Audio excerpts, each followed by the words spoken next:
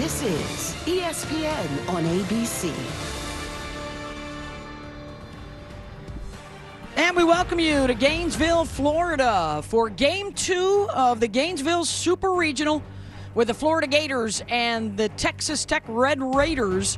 We are currently in a weather delay. We're scheduled to start in about an hour from now. We'll be back on the air at 1:30 Eastern, but we wanted to get you ready for the game right now with Texas Tech taking Game 1. It was close into the fifth inning in a 3-1 lead before Lauren Allred and Longy Quiroga sent a couple of home runs out and a 7-1 lead. But then the Gators showed some fight, and the rally started in the bottom of the fifth. Ava Brown goes deep, and it's 7-3. Bottom six, one inning later, it's Brown and Madison Walker again, back-to-back to tie the game. And then it was the former Gator, current Red Raider, Mia Williams in the top of the seventh. See ya. A 2-run shot that proved to be the game winner in a 10-8 win. So the Red Raiders, one win away from returning to the World Series for the second year in a row. And the 6-seed Florida Gators now will have to win today to force a Game 3 tomorrow.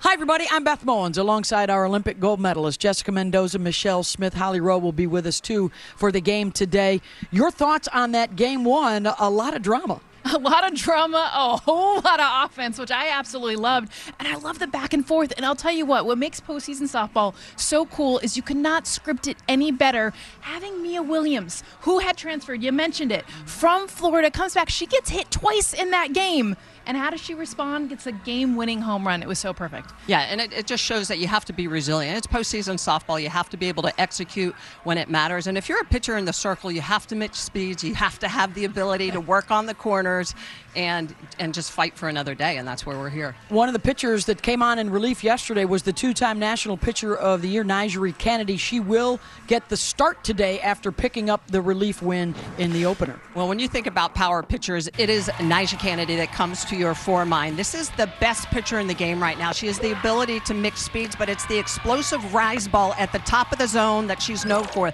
The passion, the energy, the power. She is just dominant. She's so much fun to watch. She'll be getting the start here this afternoon against the Gators.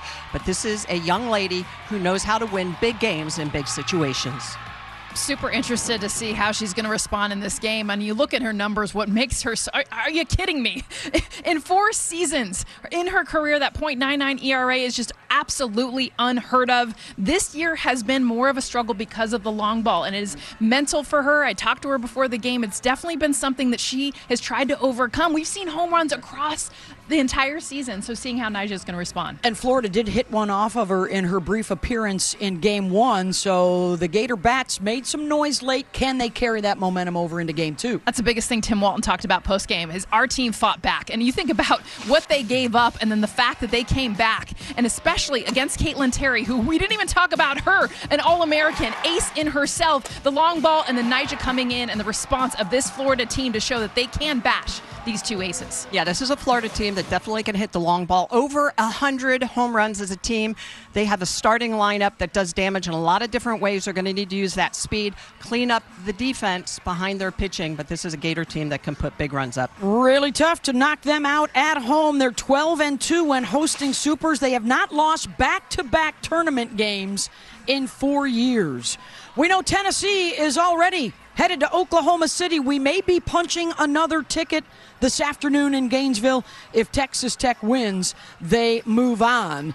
And on the other side of the bracket, of course, Alabama, the number 1 overall seed in the driver's seat, as is UCLA, Arkansas, and Jordy Fromm, and the Nebraska Huskers, all 1 win away from the World Series. We will be back here in Gainesville in about an hour's time. Back on the air around 1:30 Eastern for the Gators and the Red Raiders. Thank you, Beth. We are looking forward to that match.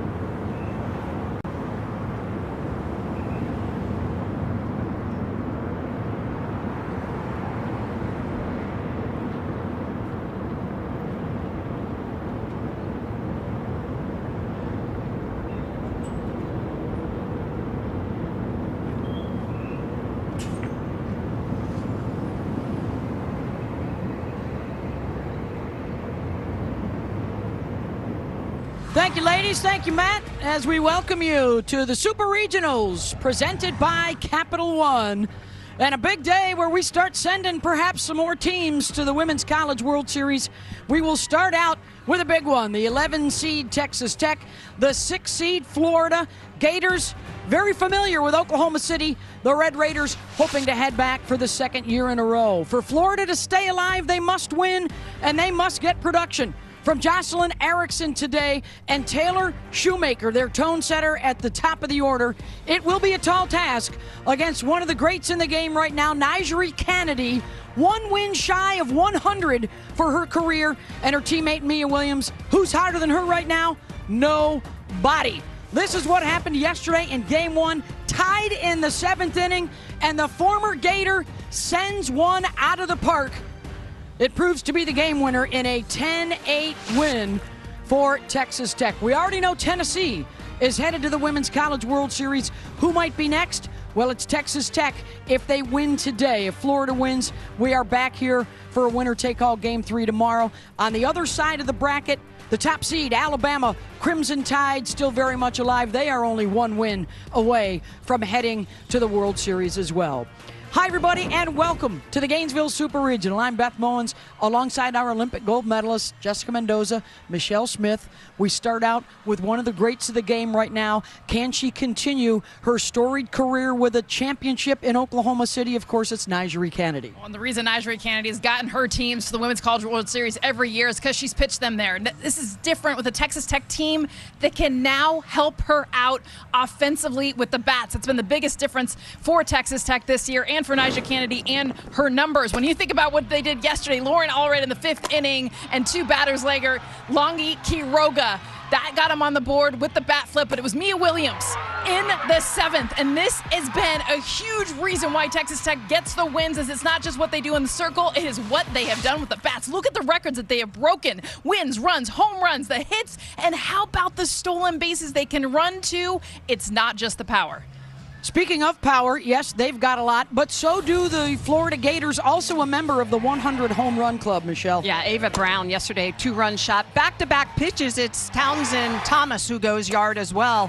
Ava Brown, though, late in the game, another 3-run shot that knocks it up at 8. This is a Gator team that can swing it. They have over 100 home runs, but how about this? They have not lost back-to-back NCAA games since 2021. Yesterday was not a good day for the Blue Bloods. Florida, among those that are used to going to the World Series, now find themselves on the brink.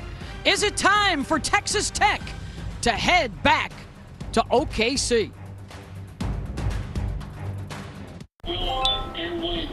Nah, I'm not going. Yes. Say yes. Why not? Sleep when you're my age. Legendary moments start with a light. It's Miller time. Cars are cool. Rental cars are not cool. It's cool when you can pick the exact car you want, exactly where you want, for exactly what you need. No one needs this. Turo. Rent a car, not a rental car. This is the moment your hair stops holding you back. You wear it down. And for the first time in a while, you like the way your part is falling. That shift doesn't happen overnight. It comes from sticking with a hair growth routine that works from the inside out. So when the flash flashes, you don't hesitate. You just enjoy the moment, because the difference isn't just in your hair. Start growing today at Nutrafol.com. Introducing Gatorade Lower Sugar. No artificial colors, no artificial flavors, no artificial sweeteners, and 75% less sugar. Gatorade Lower Sugar. Hydrates better than water. Let's check out the Capital One starting lineup for the Florida Gators, who will be the visitors here in Game 2. Ava Brown, monster at the plate yesterday, went 3 for 4, a 2-run home run, a 3-run home run. The righties were terrific. The lefties, not so much. Let's see if they can change that today against one of the best in the business, Nigeri Kennedy, at 24-5 with a sub-2 ERA and over 200 strikeouts on the season. Only Nyjah and Nebraska's Jordy Fromm can boast of those numbers.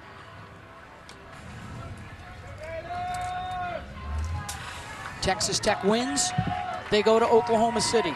Florida wins, we hang out another day in Gainesville and play tomorrow in a winner-take-all. Taylor Shoemaker will start things off. The lefties that I just teased went 2 for 20 yesterday in game one. Significant since there are 6 of them in the batting order. Well, Beth Nyjah does a really good job of attacking that outer half to lefties. She's known for that rise ball, of course, and the changeup. That screwball helps her expand the zone away from those lefty hitters. There were 6 yesterday. They changed their lineup, so there's 5 today. But the big 3 of Shoemaker, Jocelyn Erickson, and Kenleigh Cahalan were very quiet yesterday at the plate. For the Gators to have a chance, they've got to make some noise. As Shoemaker fouls that one off, 2-2.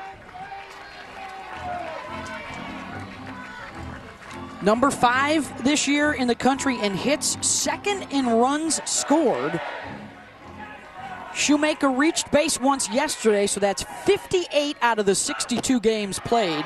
She's been aboard. Well, that last pitch is the screwball. It's off the plate. Great take by Shoemaker. That's the pitch she struck on against Nyjah yesterday.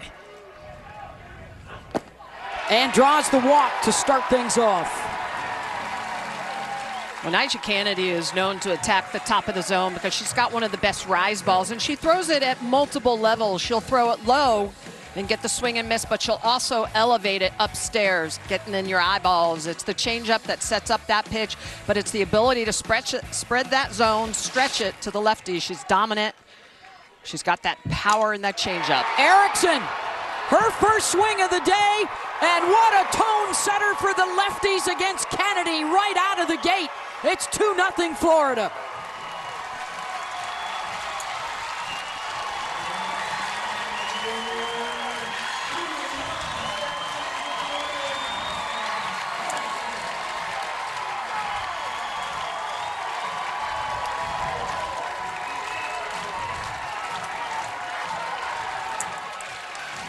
How about the response? Gators coming out today, understanding they were going to face Nyjah. You get this 70-mile-an-hour pitch, screwball on the outer half. This is the hunt zone for the Gators. This is where Nyjah Kennedy loves to pitch those lefties, and Jocelyn Erickson making a statement here.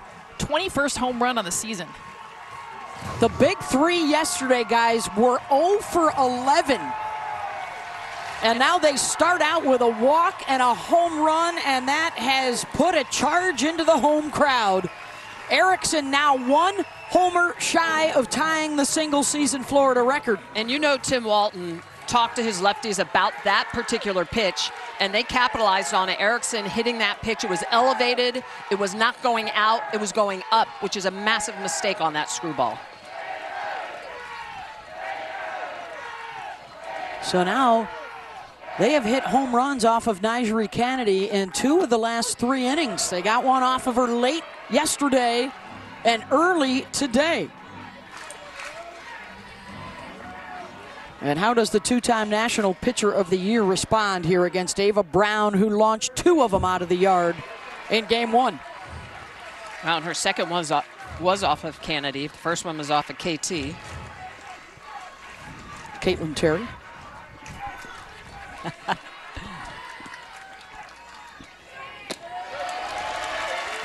Misses upstairs. Well, the biggest thing Ava Brown's doing right now, she's hunting in. You can tell by the front foot where it's open, looking for that Kennedy power.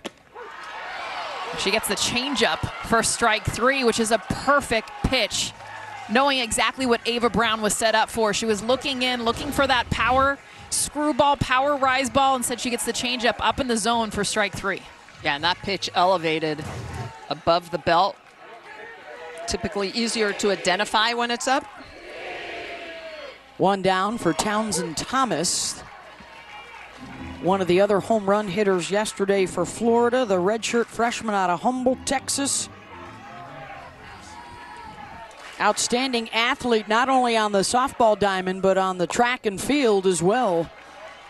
Sat out a year ago with an injury, was their first base coach, the most skilled first base coach in the country. had a chance to watch how the flow of a game works, how the chemistry of a game and the communication from one player to the next helps. Trying to go a little short game here. She has all of the tools. Got a little more pop, especially back half of the season. She can go to that short game slap. We'll usually try a drag bunt once a game, and right now Nyjah working very quickly. A foul ball, a little more time there, but she is definitely working quick. And a called strike 3, back-to-back, 2 down. Well, after the home run on the outer half, Nyjah's starting to work on the inner half to the lefties, and I think she's going to have to. She cannot be predictable and just be on that arm side. She comes inside to a low rise ball.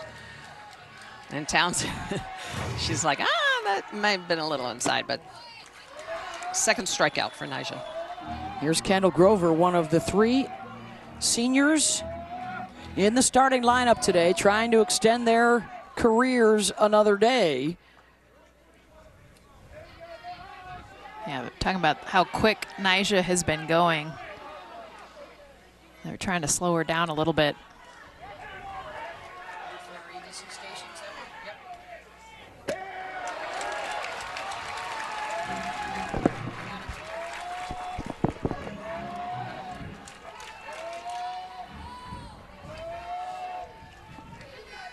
Two-run home run from Jocelyn Erickson to start out the game for Florida as they jump in front early, and now Kennedy trying to respond by striking out 3 in a row.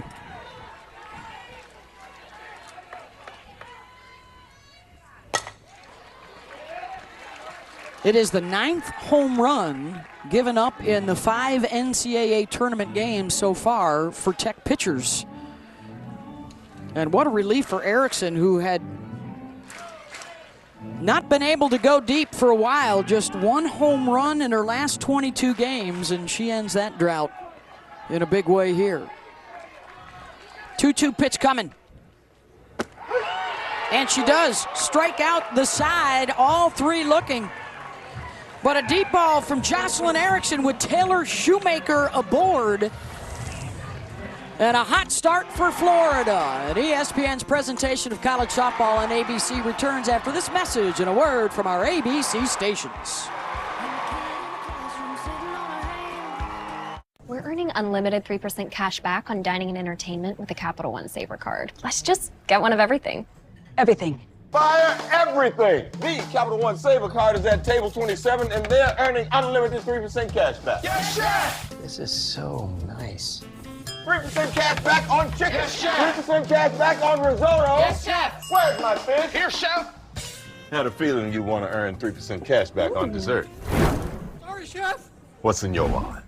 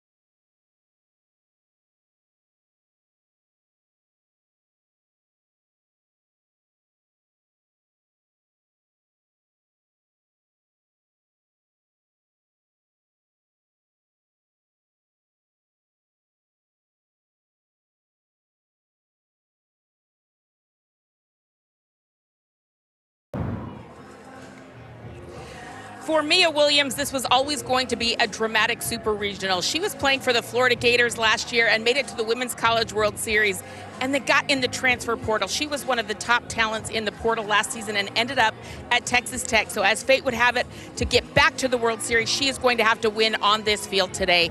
Yesterday was very intense for her. She actually had a miscue that allowed the comeback to start for the Florida Gators, but that was not her final story here in this stadium. She was able to get up to the plate, and she said, I wasn't trying to do too much. I just wanted to be there for my team and pass the bat. Well, she did that with a game-winning home run. You she has been terrific since she joined Tech. Her batting average is up to .439, 80 RBIs, and 23 home runs. She said, I'm just trying to stay grounded with all of the conversation swirling around me this weekend here in Gainesville. And she certainly did respond. There's a ground ball to short. Kenley Cahalan. One down. So Williams will lead things off. Our Capital One starting lineup looks like this for the Red Raiders. Oh, Love Bugs are with us again today here in Florida. Williams, Allred, and Quiroga were the home run hitters yesterday. All a part of 131 on the season, setting a new school record. And here's Jackie Liss. She's got 18 home runs on the season, was 1 for 4 in game 1 yesterday. One of the other big transfers out of Southern Illinois. In fact, most of the starters have transferred in the last couple of seasons under Jerry Glasgow. Just a couple of recruited athletes, including the starting shortstop Haley Toney, and they have built a powerhouse in a hurry. Liss fouls that one out of play. Keegan Rothrock got the start yesterday, no decision. And she's back out there after 4 innings of work and 74 pitches about 24 hours ago. Yeah, when you look at her line, she gave up 3 runs. None of them earned, however. The defense a little faulty behind her. Gets the swing and miss from Jackie Liss. And that's what she didn't have yesterday. The swing and miss was missing, but already starting with that rise ball at the top of the zone, she's got one of the best, and if she can throw it at the perfect height, this is what will happen. She'll get that swing and miss. It's got to be at the eyes and continue to climb. She only had 1 strikeout yesterday, and she's already matched it here through the first couple of batters. That strikeout was looking. She only had 1 swing and miss the whole game. Here's Jasmine Burns, the DP. One of the All-American transfers. There were several of those. Last year at The Ohio State University, hit .455 with 25 home runs. That caught their eye in Lubbock. Numbers are down a bit this year. She was 1 for 5 in game 1, and it's been a real shuffling of the deck. Which cards fill out the lineup for Jerry Glasgow this year? 53 different batting orders on the season as he's trying to keep everybody happy, keep the hot hands, the hot bats in the lineup. That's insane. 53 different lineups for just over 60 games. I mean, 43 different defensive. It's also a luxury to think you have that much talent to be able to have that many different lineups.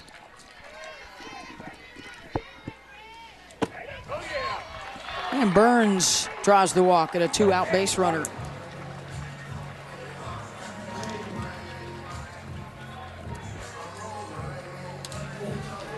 That'll bring up the All-American from Tennessee, Taylor Pannell. She has hit in 13 of her last 14, a streak that ended yesterday. She was 0 for 3, but was on base a couple of times. With a walk and a hit by pitch. Ground ball to third, and right there waiting is Grover. And through 1, and a must win for the Gators. They've got the early advantage. The championship word is yacht more chicken? How many syllables? Yacht more chicken. Yacht more chicken. 4. Sound it out. EATMORCHIKIN.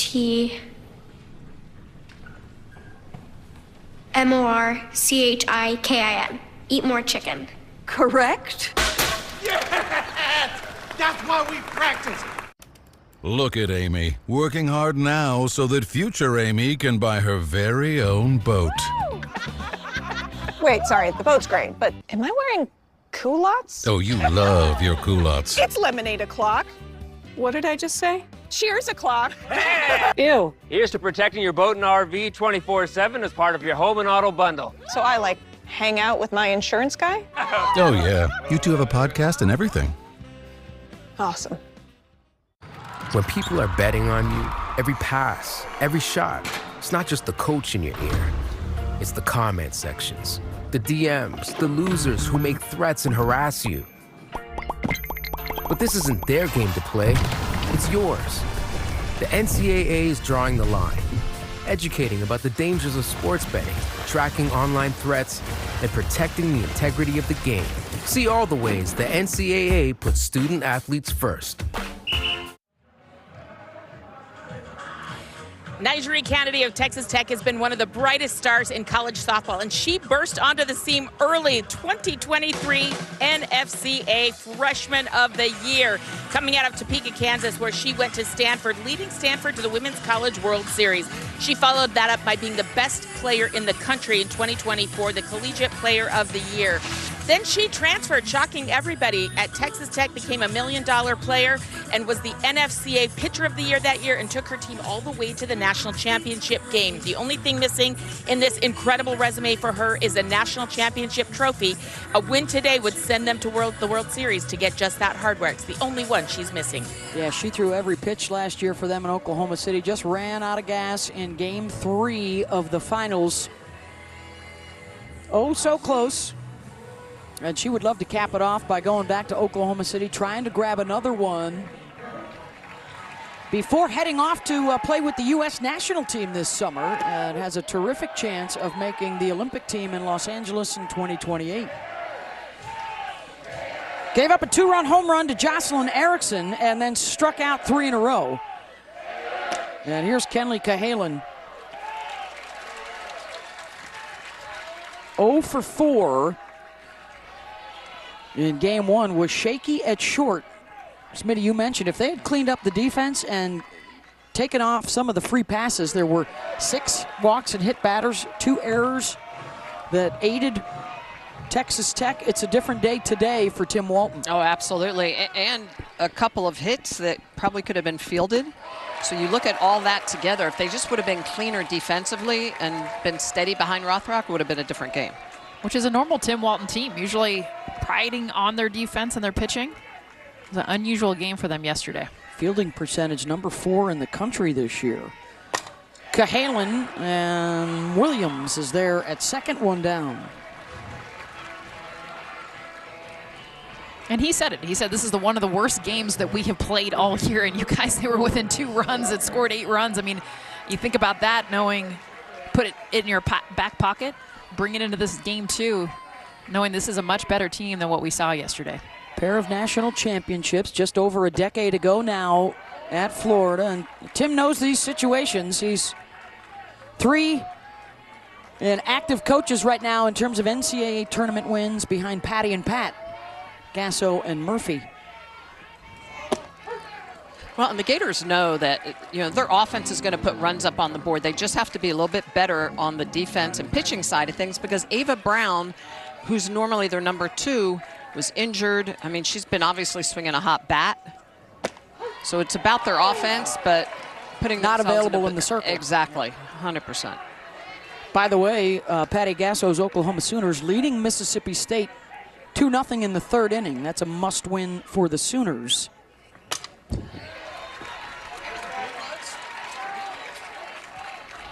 It was a rough go for the Blue Bloods in college softball, including right here, Texas Tech. You know, they're the new guys on the block, and Florida used to playing at the World Series, but the 2, the 3, and the 6 seeds all lost their openers, including the defending champs. And so Texas will have to try and win 2 straight, starting later tonight against ASU and Kenzie Brown, in order to advance. Another strikeout for Kennedy. The rise, and that's her 4th. Well, Kennedy has a little bit of cut back underneath the hands of Walker. This is a really nice pitch. It's that rise ball, and you can see the movement coming back underneath the hand, so it's up and in to Walker. Can't catch up to it.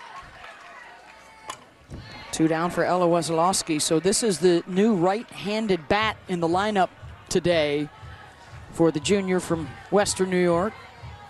Transferred in from Mississippi State.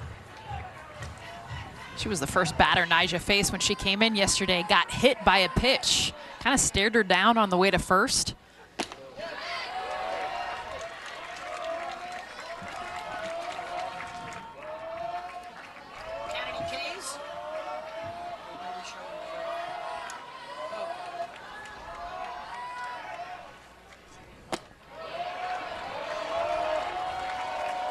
2-1.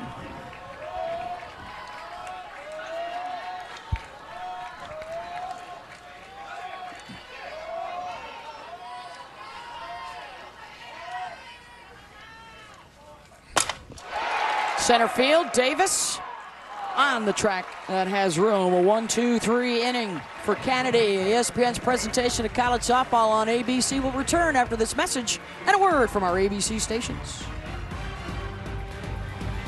You want salad? And bread. So what you gonna do?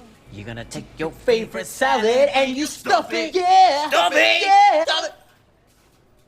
Stuff it! Say stuff it and make any salad a stuffer. New salad stuffers at Panera. The road to the NBA Finals ends here. The Cavs eye another upset, while the Knicks carry the dreams of all of New York. The Eastern Conference Finals, Knicks, Cavaliers. Game 3 on ABC. Decker Investigations. Tuesday, with 3 back-to-back episodes of R.J. Decker. Como se dice possible homicide? It's a triple decker of America's hottest PI. Try not to die tonight. I will do my best. The Triple R.J. Decker Tuesday on ABC.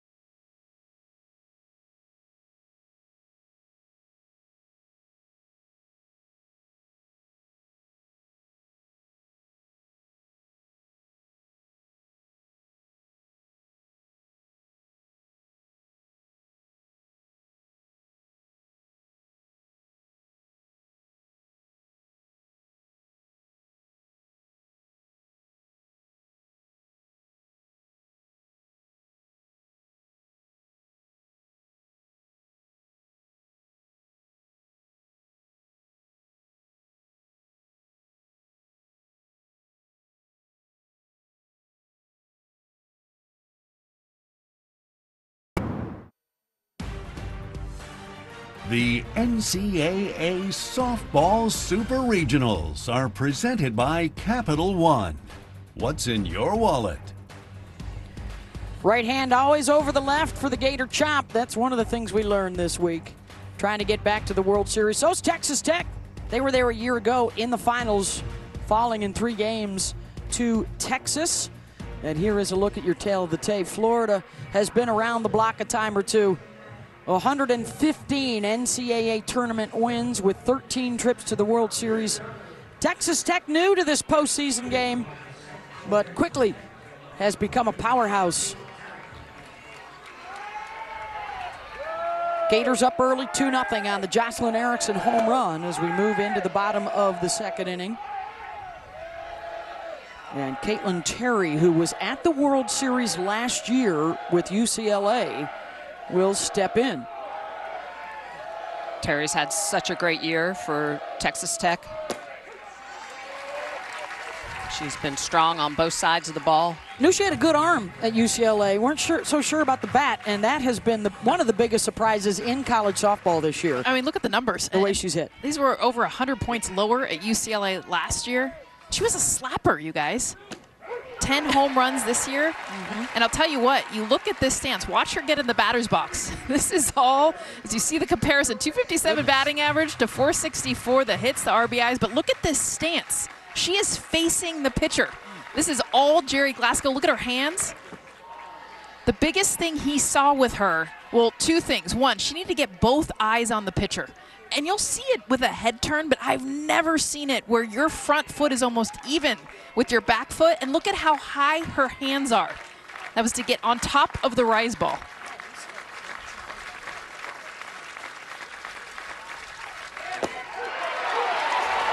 Rothrock gets her looking. 2nd strikeout for Keegan. Well, expecting that rise ball with those high hands. This is a screwball on the outer half, and it just clips the bottom of the zone. Nice pitch, great location. Picks up her 2nd strikeout, this one looking. So already more K in the scorebook than the 4 innings she threw in game 1 yesterday. Here's Maya Davis. continuing her fabulous career as one of the best hitters in the country. And the first base knock of the day for Tech.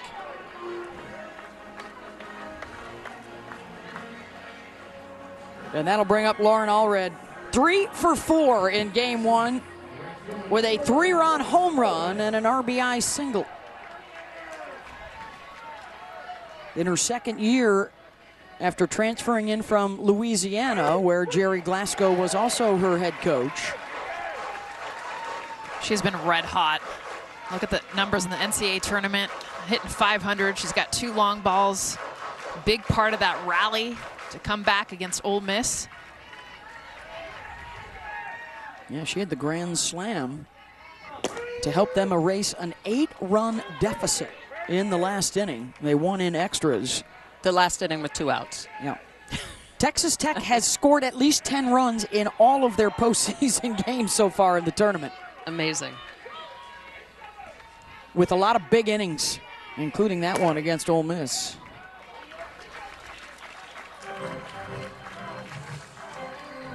Rothrock just looks different in this game. I mean, just her ability right now to be able to get inside of the hands of Lauren Allred.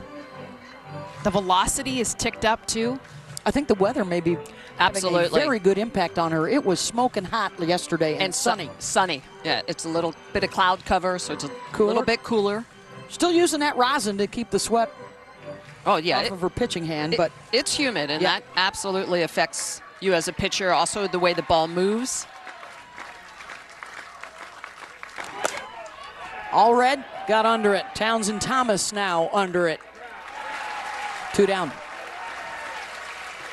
I think the biggest key for Rothrock is pitching from head, always important, but the defense behind her. She's not going to strike out a ton. This is a Texas Tech team that only had 149 Ks coming into today's game. They just don't strike out a lot. This is going to be a more pitch-to-contact type of game for Rothrock. They're going to have to catch the can of corn and make the ground ball outs. Langi Quiroga gets the start as the catcher today after a big day at the plate yesterday for the junior from Los Angeles, an RBI double and a solo home run in the 10-8 win.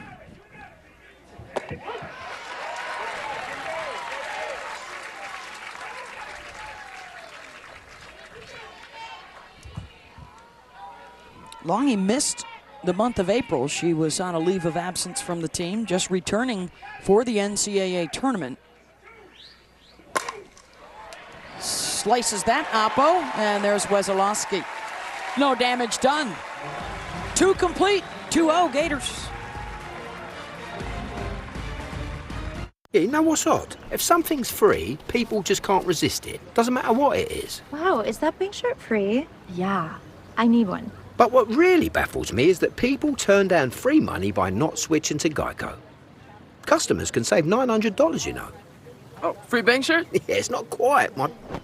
Excuse me, sorry. Do you have this in extra small? Nah. Oversized is in. Totally. It feels good to find the right fit. It feels good to Geico.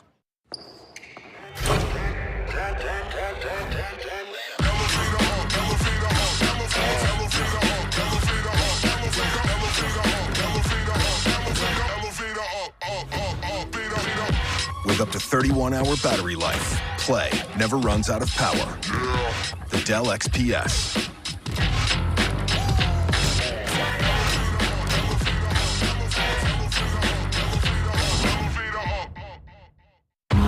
When you're driving to the biggest sporting event in the world, how you get there matters. Turo, rent a car, not a rental car. For over 100 years, the NCAA has supported student athletes competing and going to college. And now, the NCAA and its schools provide healthcare coverage, mental health services, scholarship guarantees, and more. And scholarships have grown. The NCAA is a launching point, a leg up, and a spot to land. See all the ways the NCAA puts student athletes first. Matt Schick, Jenny Ritter in studio over on ESPN. Lexi McDaniel, the freshman, a 3-run bomb, her 11th of the year. And a pinch hitter making that pinch hit count. 3 runs plated. This is a different OU team today. 7 runs in that inning. All Sooners so far. Well, Matt, Oklahoma trying to force a game 3. Here's your last 4 champs, including Texas last year. They're on the ropes. They need to win tonight against ASU to force a game 3. And, of course, UCLA on pace to destroy all the home run hitting records individually and team. And Florida State back in 2018. Of course, that Oklahoma group had the 4-peat. They have 8 national championships. Patty Gasso hoping to grab a 9th. That would set a new record for coaches. Of course, UCLA, the all-time leaders in NCAA play with 12 titles. They can win today to get to the World Series. Gabby Comia grounds to first, and here comes the top of the order. They are the ones that did the damage against Kennedy back in the first. Yeah, we'll talk all day about Erickson's home run, but to me, Taylor Shoemaker working the count against Nyjah on the screwball. Again, a pitch she struck out against Nyjah on yesterday. Took it twice for that walk. A sophomore from Fullerton, California, who Tim Walton calls the alpha personality on this team.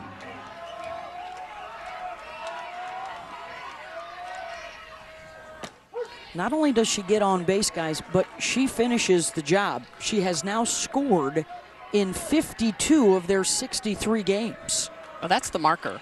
I mean, when she's on and they're scoring. Fair ball, extra.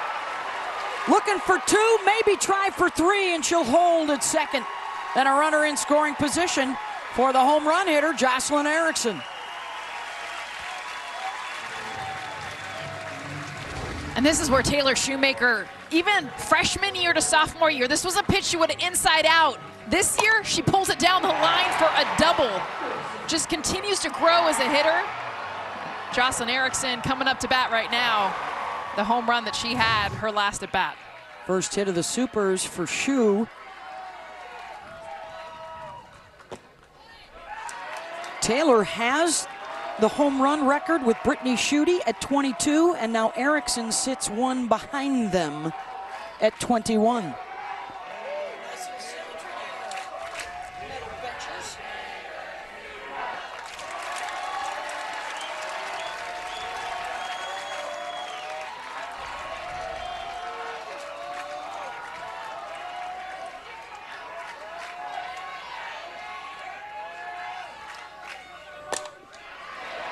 Opposite, and that'll fall in. They're going to wave Shoemaker around. The throw way off the line, and Erickson will be thrown out at second base, but she drives in another run for Florida, and it's 3-0.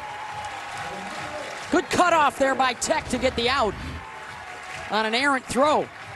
How about after the home run swing, we just see her barely get enough. I mean, she's literally just strong enough to find and fist this ball into left field to get a hit. If Caitlin Terry had had a good throw, I think they might have had a chance for her at home. But a great job behind the plate to get the runner at second. That was green light all the way from Tim Walton, wanting to put pressure on the throw, and it pays off for Florida.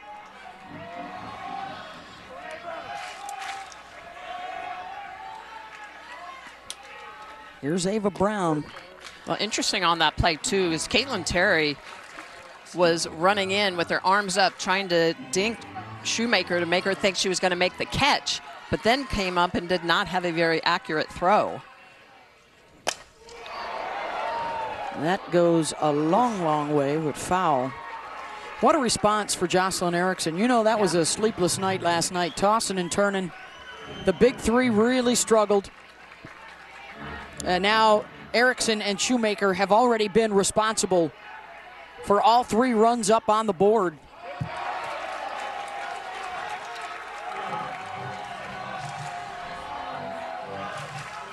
When you can tell the adjustments already this Florida team is making against Nyjah. Protecting on the outside, barreling up rise balls at the top.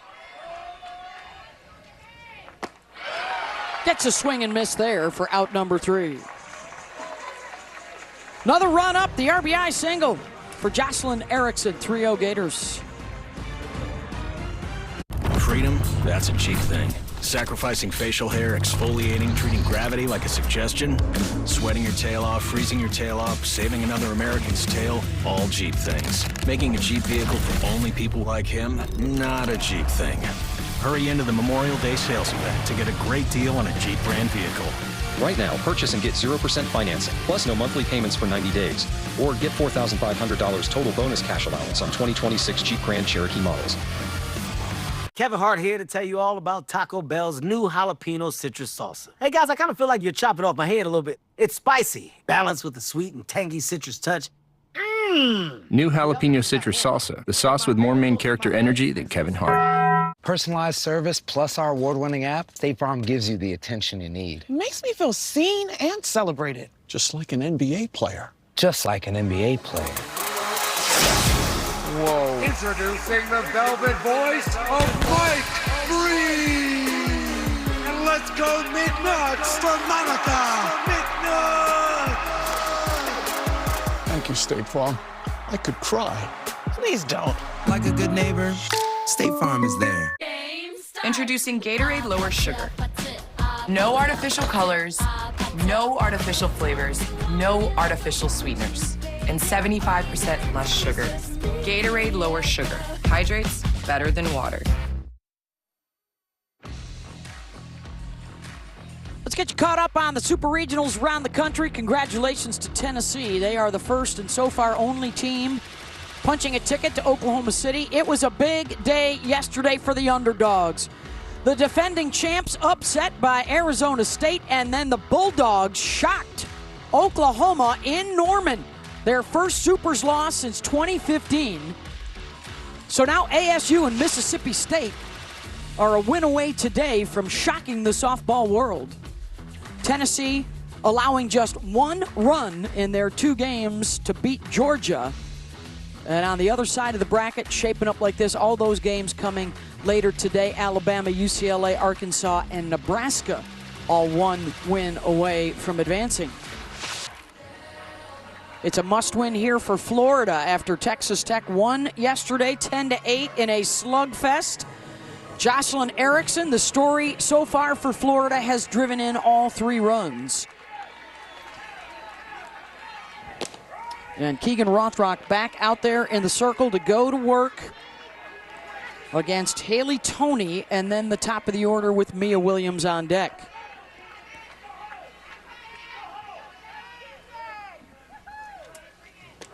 Ooh.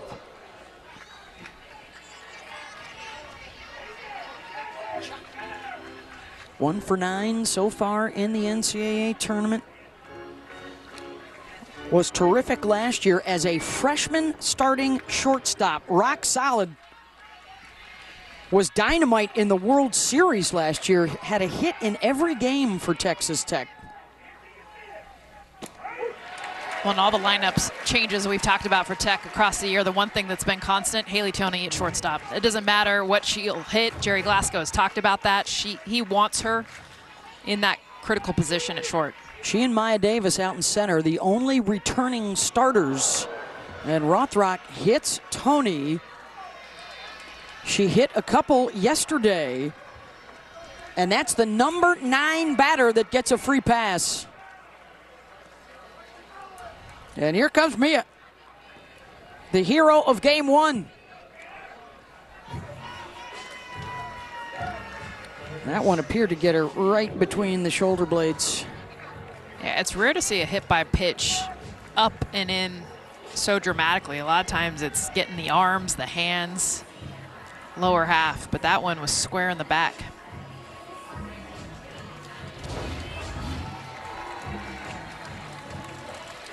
That just got away from her right from the start.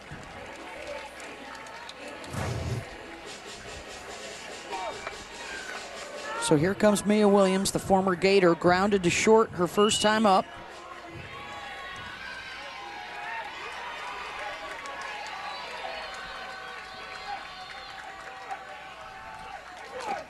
And she gets hit for the 3rd time. in the 2 games. Rothrock obviously having control issues. Rise ball inside to Tony, and now trying to come inside. Same thing, you can see her hips a little bit early. Just clips the back knee of Williams. College softball, you do not have to make an attempt to get out of the way if you're standing in the batter's box. So here comes Jackie Liss, who's almost out of the back of the box. Sitting deep against Rothrock. Struck out her first time up.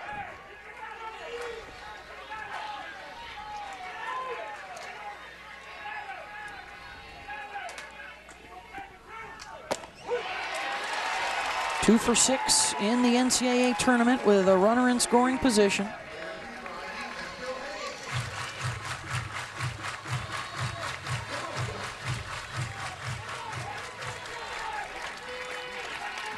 First big chance of the day for the Red Raiders. Liss goes opposite. Wesolowski backtracks, reaches up to get it. Runner at second will tag, and Tony heads over to third base with 1 out. Send it down to Holly Rowe. Well, guys, something developing down here. As you know, it rained today. We were delayed by an hour because of a pretty substantial rainstorm, and it is thick and humid down here on the field. Keegan Rothrock, after those 2 hit batters, has been powdering her forearm, her hands, the rosin bag. You see her doing it here, really trying to keep that forearm everywhere she might be touching the ball or wiping the ball so that she's got some tack and some grip. This humidity is causing her some issues right now. Yeah, Holly Road is so difficult to pitch in very humid environments like this. The sweat just literally drips into the palm of your hand. Burns should be deep enough to get a run in, almost a collision. Shoemaker makes the catch, and the throw not in time to get Tony. And Jasmine Burns has a sac fly to make it 3-1. Jasmine Burns just missed this one too. She ended up elevating it, launch angle about 10 degrees too high. Otherwise this thing leaves the yard, but a good job of finally getting on the board for Tech.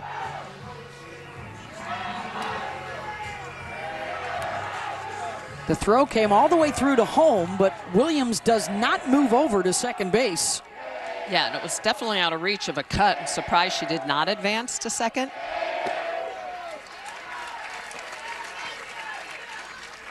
Taylor Panel grounded to third her first time up, looking for her first hit of the series.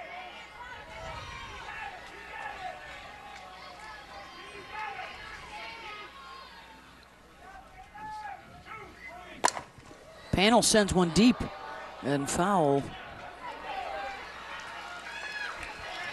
It is possible, by the way, if Texas Tech advances, they would be on the same side of the bracket as Tennessee. And, you know, with all the transfers now and big names moving around, it's becoming more commonplace, like Mia Williams, for example, to run into their old teammates. Rothrock up 0-2. And a timeout. Jocelyn Erickson, who is a member of the USA national team pool this summer, is out to chat. You just have to be so careful with locations. A lot of times you're calling a pitch, and after that long fly ball from Panel, just making sure, hey, if I'm calling a rise ball here, I want it way out of the zone. 0-2. This cannot be a pitch she'll hit.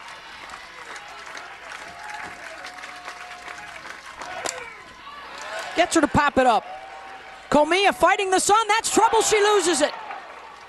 And more infield issues for the second game in a row for the Gators. No sunglasses, no eye black, and she could not find it. This is so disheartening at times for the pitcher because you induce the pop-up, you're thinking third out of the inning, but you can see immediately that Comia is not able to track this. This is where the infield needs to be talking to her. You almost have to basket catch over your head if you can. Cahalan, try to call her off. Well, and for Comia, just let everyone know you don't have it. Yeah. You gotta communicate. We talk about communication when you're calling it. You also have to communicate, I don't have it, because Kenley Cahalan could have come over and caught it. Yep. They had a couple of infield errors yesterday and a couple others that could have been. And now the drop pop-up. Scored a single in your scorebooks, and she never made contact with the ball. But a free opportunity here for Texas Tech and Caitlin Terry.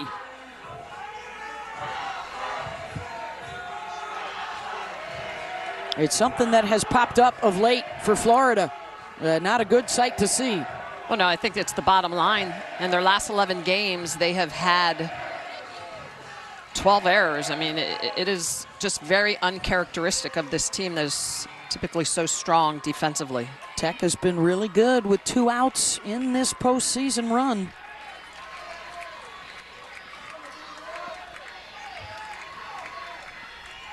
And now Terry with 2 on and 2 out. Struck out her first time up. Her name is atop the stat sheet. Best batting average on the team. With good slug too. She's got double-digit homers. We were talking about her stance her last time up. Just for the first time in softball history, we were told she has 2 dominant eyes. She wants both of them on the pitcher. Yeah, we asked her if it was that back eye, the left eye, left-handed. She's like, I don't know. I think they're both dominant. Whatever it is, it's working. Unique stance for sure. Takes a strike there. And she's hunting Riseball, and you can tell by the takes that she's had low, the strikeout looking her last at bat, and then that second strike there. Yeah, and for a pitcher, you've got to understand what the hitter is doing, how they're getting into basically their load to figure out how to attack them. 1-2 coming. Terry reaches out for it. Thomas on the run, and she's got it in foul territory. ESPN's presentation of college softball on ABC returns after this message and a word from our ABC stations. Babe, we got the house. Rocket Mortgage has thousands of loan options, and we searched them all to find the low rate that's right for you. Need a towel? Mortgages can be complicated. Finding our lowest rate doesn't have to be. Get it today at rocketmortgage.com. It's more than a cup. It's the heaviest 35 pounds ever lifted. It's the hardest trophy to win. The only question is, who will raise it? Stanley Cup Final on ABC and the ESPN app.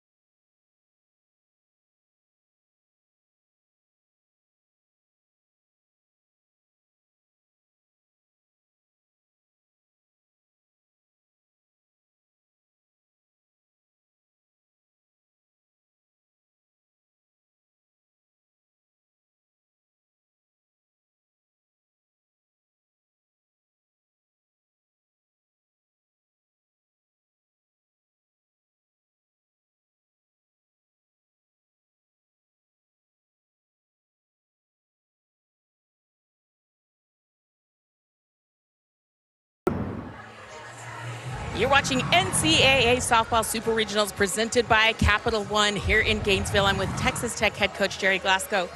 Coach, you start off the first inning and Nyjah gives up a home run, comes back with 2 strikeouts. What went wrong on the pitch and how did she regroup? Well, I think when we walked the first batter, it gave the impression that we're not, that we're not wanting to compete. And then the next batter goes up there with lots of confidence and probably she's trying to get ahead in the count, and then you get a 2-run homer. And then she struck out, I think, the next 3 batters to end the inning. It's always about attacking. Like, you have to come out and attack. We don't want to walk the leadoff batter ever. And it just sends a bad message to our team and a great message to their team. You guys had some opportunities in that last game, or in that last inning. You got to run back, left a few on. What do you like about the approach at the plate right now? Well, she's been shutting them down. She's got to hold them, and then we got to get her offense and make a run here. I think it's really important. We got 1 run back right there, get a little bit of a start, and then at some point we got to get the ball really rolling. But right now we just got to chip away and don't put too much pressure on ourselves to do it all at one time. Thank you, Coach. Thank you. Nyjah Kennedy, typically so strong with that screwball in the outer half. She likes to use it to lefties to expand the zone. She'll get a lot of swing and miss on it. It's got a lot of great sharp movement. You can see how she uses it, really drives it through the zone and gets that late sharp break. But against Erickson, look at the location of this pitch. It is right over the heart of the plate. Not enough moving out. She'll throw that pitch about 19% of the time. Thomas grounds out to short, 1 down. And loves to hit that pitch on the outer half to the lefties, but she's got to make sure that pitch is moving away and driving through and out of the zone. It's been a spectacular career. We've documented that. 1 win shy of 100. She's already got over 1,000 strikeouts. But teams have been able to get after her a little bit lately. The 5 earned runs allowed in the Ole Miss game and the regional, the most of her career. And now back-to-back games for Nyjah for the first time, where she's allowed at least 3 earned runs in a game. Fly ball out there, 2 down. Hey, the Women's College World Series returns to Oklahoma City on Thursday, May 28th, live on ESPN. We will have a quadruple header coming your way. One of the great days of the year as we kick things off from Oklahoma City. For more information, visit NCAA.com, the home for all your NCAA championships. We know Tennessee will be there as the 7 seed who might join them. If Texas Tech wins this game, they are in. And if you'd like some more intrigue, as the 11 seed, they could try and become the lowest seeded team to ever win the national championship. A 10-seeded Oklahoma team won it a decade or so ago. Kenley Cahalan fouls one off. But right now, the Gators in front 3-1. Well, you could tell these lefties, Smitty, are looking for that screwball there, getting up on the plate. Cahalan's front foot, as she steps, gets right on that line. She's looking away. But then taking the pitches off. And that's where Shoemaker had the massive walk. So this is where you have to understand. You're hunting a pitch up and away, and when you get this screwball, that's something you have to take. That's maybe an inch off the plate. Cahalan rips into one, and it bounces away from Allred, and Kenley standing at second base. And she has her first hit of the series.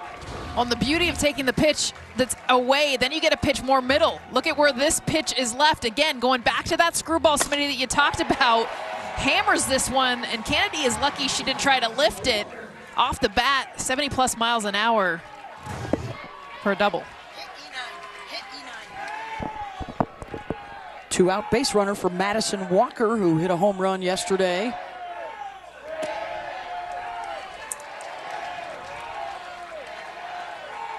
The bottom 3 in the order were on base 5 times. They scored 3 times in game 1.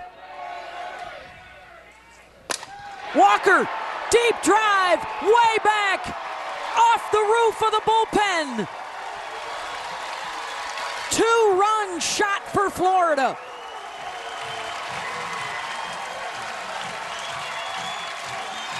How about Walker? A home run in yesterday's game off of Caitlin Terry to chase Terry, and now a home run on the changeup off of Nyjah Kennedy, a 2-run shot. And seeing this pitch, the changeup, which has been really good for Nyjah early in this game. We talked a lot about the screwball getting hit, but a beautiful recognition of the pitch. And I'll tell you what, talk about getting this crowd on their feet and going. Hit it off the roof of the batting cage. That is 5 earned runs. That ties Kennedy's career high. That is the second time this postseason she has been tagged. And are they about to make a change right here? 5-1 Florida in the top of the 4th, and the Gators have chased Nyjah.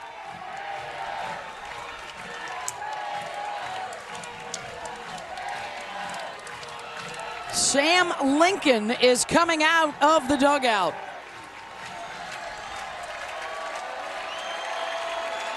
Big development in a must-win game for Florida. They lead it 5-1. We're playing the championship, guys. Wrexham, what are we doing here? Actually, let's back up a bit. We've got us back-to-back-to-back promotions. 5 years ago, everyone was laughing. Are now one step away from the Premier League. It's unbelievable. You'd think someone would make a documentary about it. FX's Welcome to Wrexham, now streaming on Hulu. And Hulu on Disney Plus for bundled subscribers. Dreams do come true. We could all use a little bit of fun, but not too much fun. Let's do this. Let's start, shall we? I've waited my whole life for this moment. I already need a martini. The enthusiasm paid off.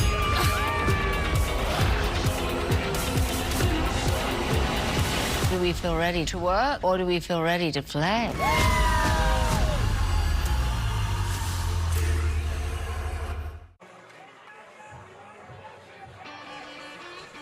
And Jocelyn Erickson to get the Gators on the board. Back at the first inning, takes a screwball, 2-run shot, and then Madison Walker getting a changeup down in the zone, getting underneath this pitch off the batting cage and left field. Remember, it was Madison Walker that chased Caitlin Terry. It was her home run that got her out of the game, and it was her home run that got Nyjah out of this one. Samantha Lincoln, the 6-foot sophomore left-hander from Massachusetts, coming on. 7-0 on the season with a 3.09 ERA. It's her 24th appearance. Texas Tech, a Game 1 winner yesterday. Florida must win today to force a Game 3 tomorrow. And they have done their job thus far.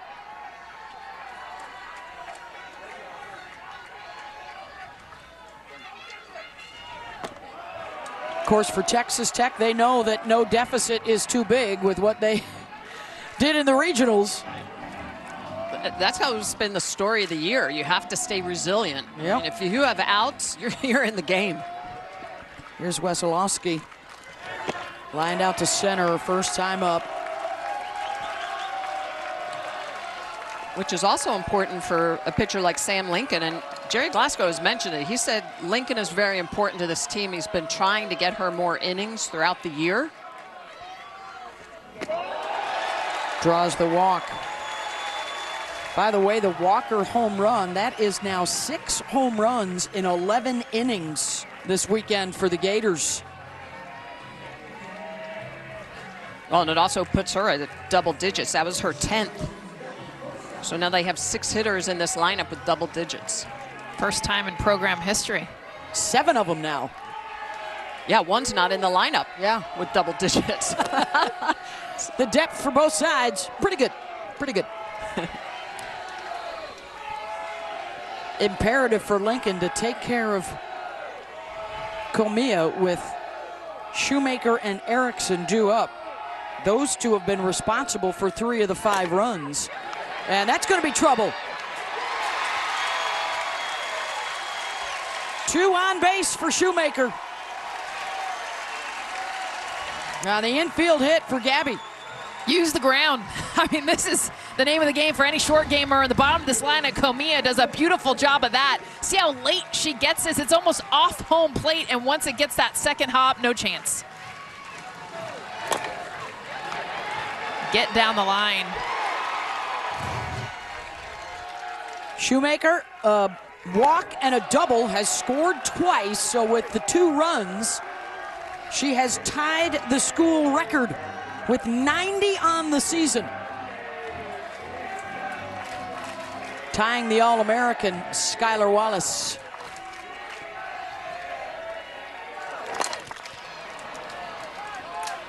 Fly ball out to Caitlin Terry, and that ends the inning.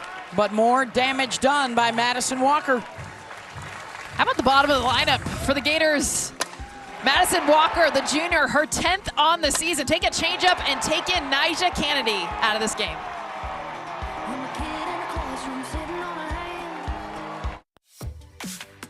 If you love to travel, Capital One has a rewards credit card that opens up a world of possibilities.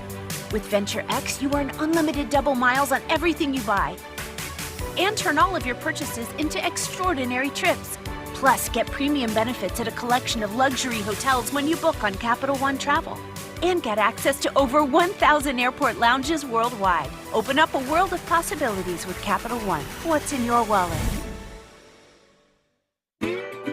Introducing the Jalapeno Ranch Club. I need a little ranch, step to the ranch.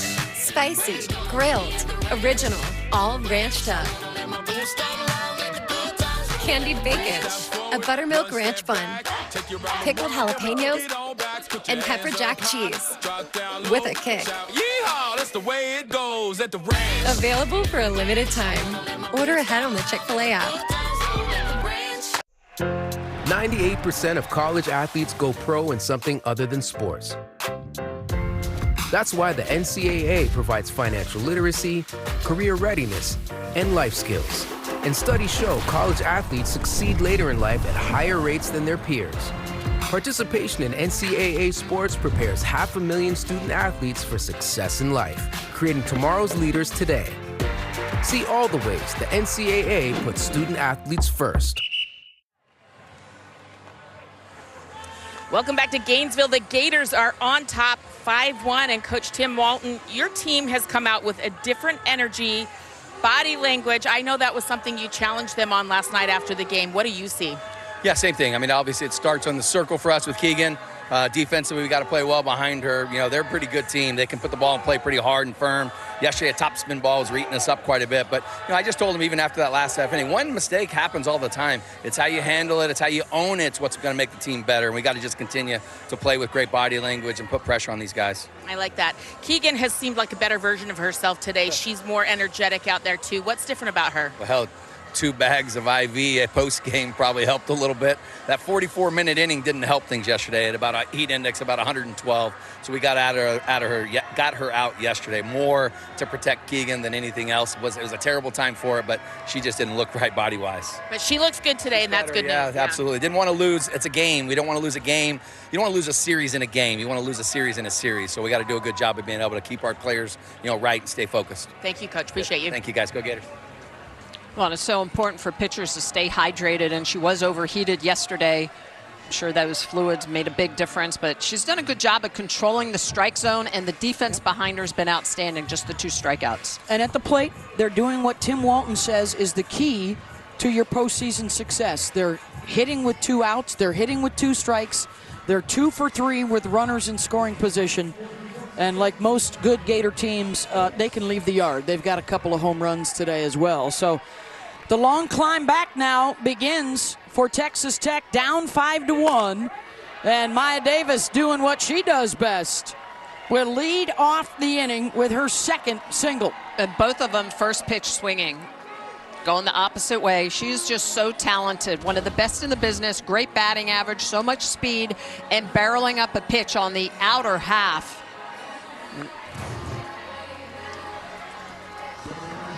Off-speed pitch that she sits and drives. There's Lauren Allred. 6, 7, and 8 here in the order for Texas Tech.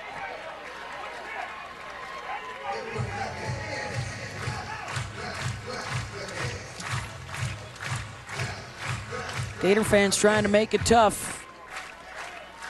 We asked Taylor Shoemaker about playing here in the postseason, and she said they bleed orange and blue around here, and they are used to seeing the Gators walk off the field as winners.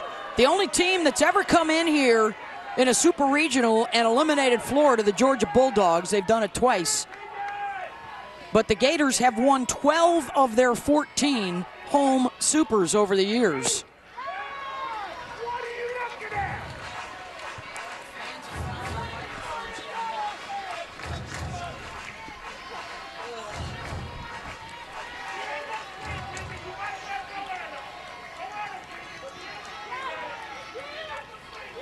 2-1 from Rothrock, gets a swing and miss.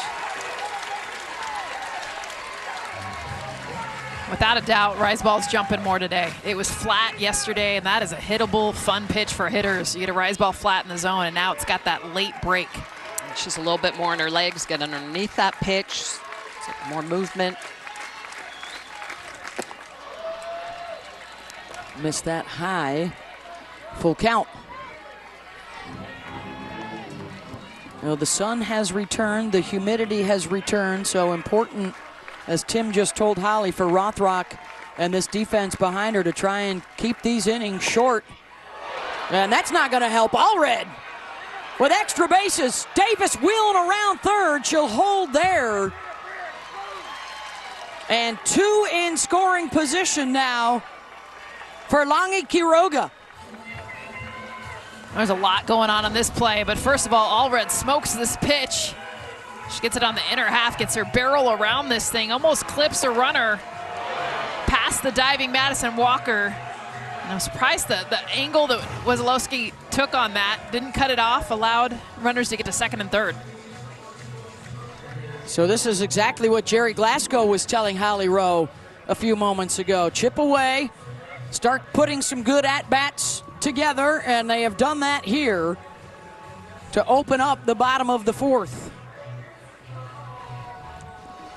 And now you got Quiroga coming up. This is what she did yesterday. Not just the long ball. Langi Quiroga, watch the bat flip after. I mean, just has so much sass, attitude, the way that she plays this game.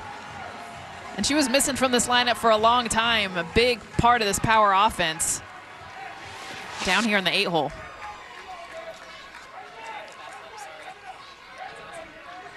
Flew out to right her first time up. The one run across for Tech in the third inning was a Jazz Burns sacrifice fly.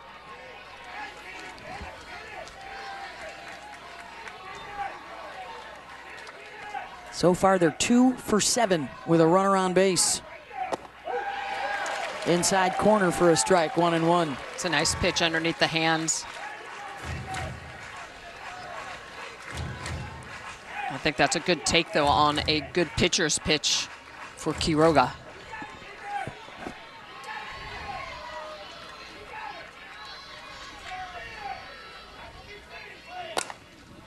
Foul ball. And that's an off-speed rise ball that Rothrock is throwing a little bit more today. Not a lot off of it. Typically, a rise ball is about 69 miles an hour. That one coming in at about 64. But enough to miss the barrel. Absolutely. Update 2 from Norman, Oklahoma. The Sooners still leading Mississippi State now 7-0 in the 6th inning. They're trying to force a Game 3 there. Gators trying to force a Game 3 here. Quiroga just got a bit of it. She was hunting rise ball. A lot of times you don't want to hunt rise ball because against a pitcher like Keegan Rothrock, she's usually going to get the upper hand, but Quiroga kept her hands high, just missed that one.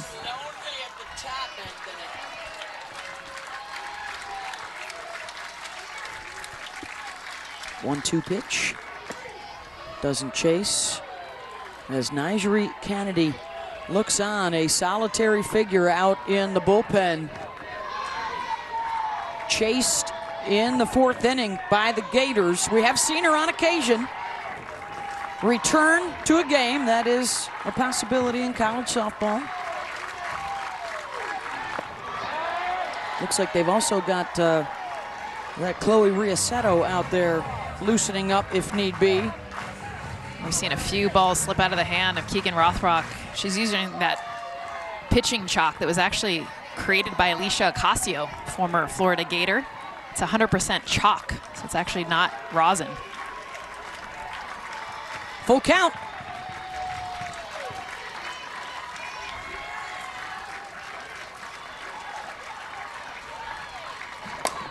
Quiroga coming home with the throw, and it's not going to be on line enough for Cahalan. I'm surprised she didn't put down the tag. Yeah. Davis came back to get home plate because she was trying to go wide of the tag. I don't know if she thought it was a force or just assumed we don't have a play here. Cahalan comes home, and because of the throw, but Cahalan doesn't even put the tag on. But watch Mia Davis. I think she missed home plate, so she comes back to tag home plate because there was never a tag. Yeah, the throw is in the dirt. Erickson, I don't know if she was surprised that the throw came home, but she did not even try to make the tag. Yeah, she missed home plate, and watch, she'll come back and get home plate.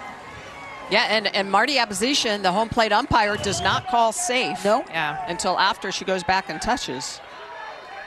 Could prove to be significant. Now in a 5-2 game.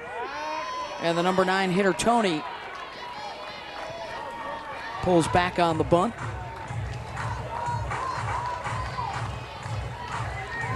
Still another miscue from Kenleigh Cahalan. She had 2 errors yesterday. If that throws online, they've got to play there at home. It was thrown in the dirt. Yeah, absolutely. If that is not short hop to Erickson, absolutely that would be an out. Or you go to first and you concede the run. Looks like they need new chalk, Rothrock is calling for. Yeah, so that's pitching chalk, which is actually something new instead of the rosin, because it's what gymnasts use, rock climbers use. And she depends a ton on it, as Holly Rowe reported earlier. And Alicia Ocasio, I love that it's a former Gator pitcher that created the product.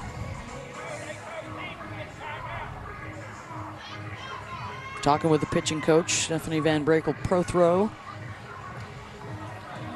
Well, we had good drama in game 1, a 10-8 win for Texas Tech. More drama here, neither side giving away anything. Now Texas Tech trying to rally from a 4-run deficit. They've put one up here in the 4th and still working on more with nobody out.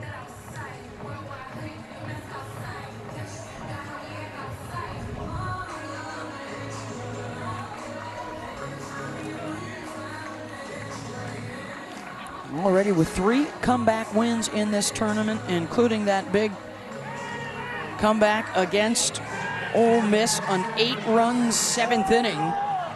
And then they walked it off in extras. Logan Holloman is the pinch runner down at first base. Tying run here at the plate for Texas Tech.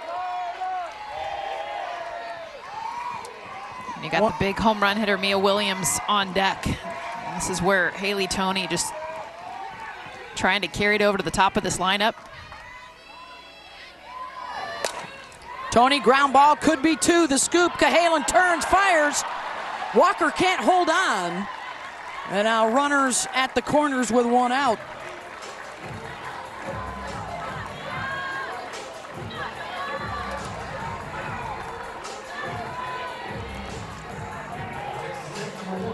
And here comes Mia Williams.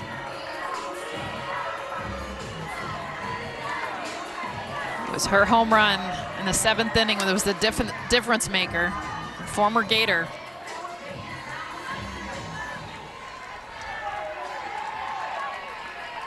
Hit by a pitcher last time up.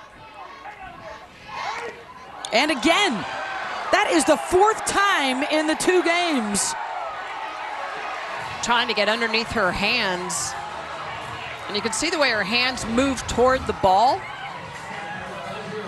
But this pitch in the batter's box, and you can see that back arm as she starts to rotate. Well, and I think Tim Walton's going to argue that is she out of the box in the river?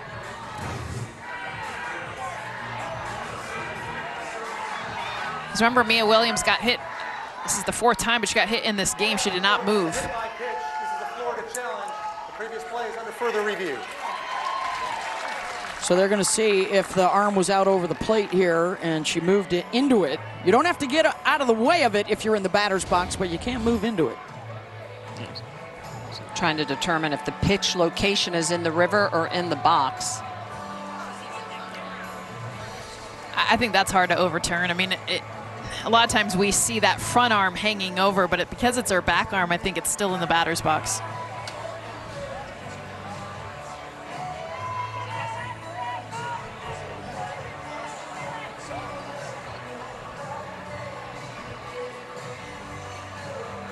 You're the pitcher, though, so you probably feel different. Yeah, no, absolutely, because you have to remember it's a 3-dimensional strike zone. And it's not 2-dimensional just at the front of the plate.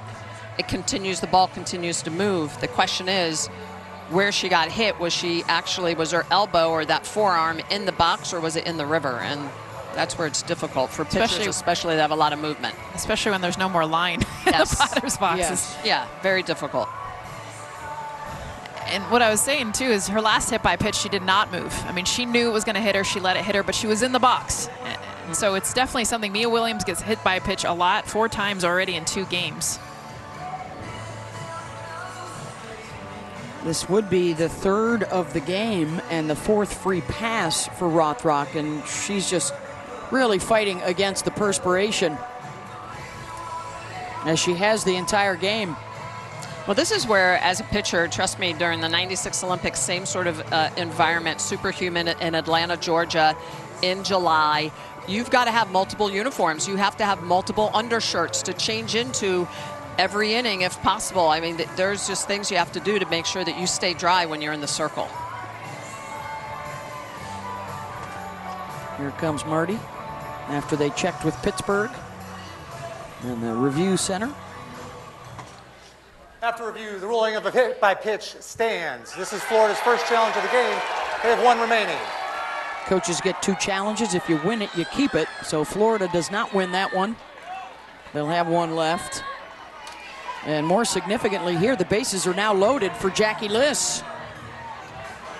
3 home runs in her last 8 games. 0 for 2 so far today.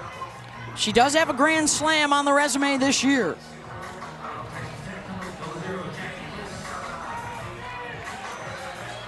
And now Jackie steps into the batter's box as the go-ahead run.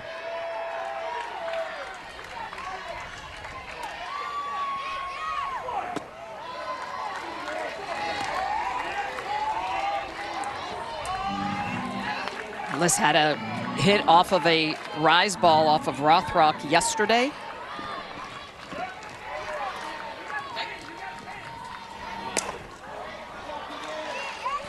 Will it be a similar story to game 1? Quiet early and then an outburst late for Texas Tech. All 10 of their runs in the last 3 innings. And this is 3rd time through the order. So this is where they make their adjustments.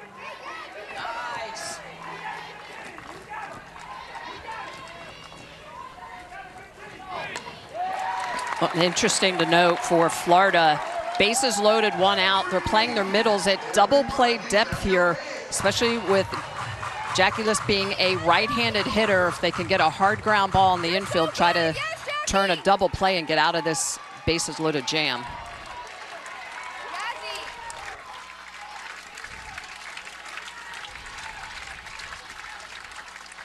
Rothrock didn't like something there. And we'll regroup and a 1-2 pitch.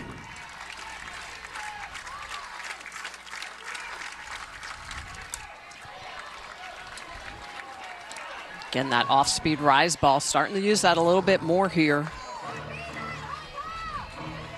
That's not a swing and miss pitch, it's a miss a barrel pitch. Her regular rise ball is the strikeout pitch.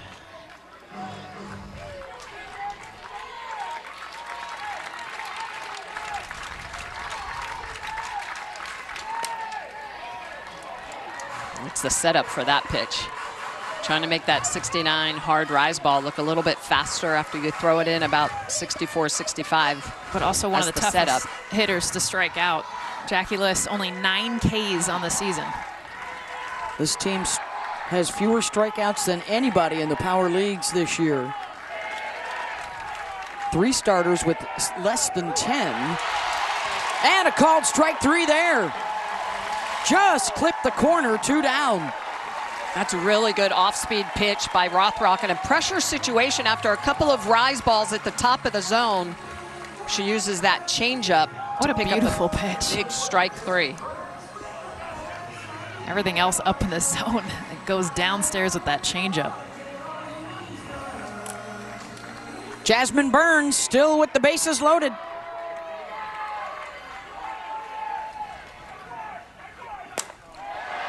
Deep fly ball, way back, and the catch made at the base of the wall by Wesolowski. It stays in the yard by a foot.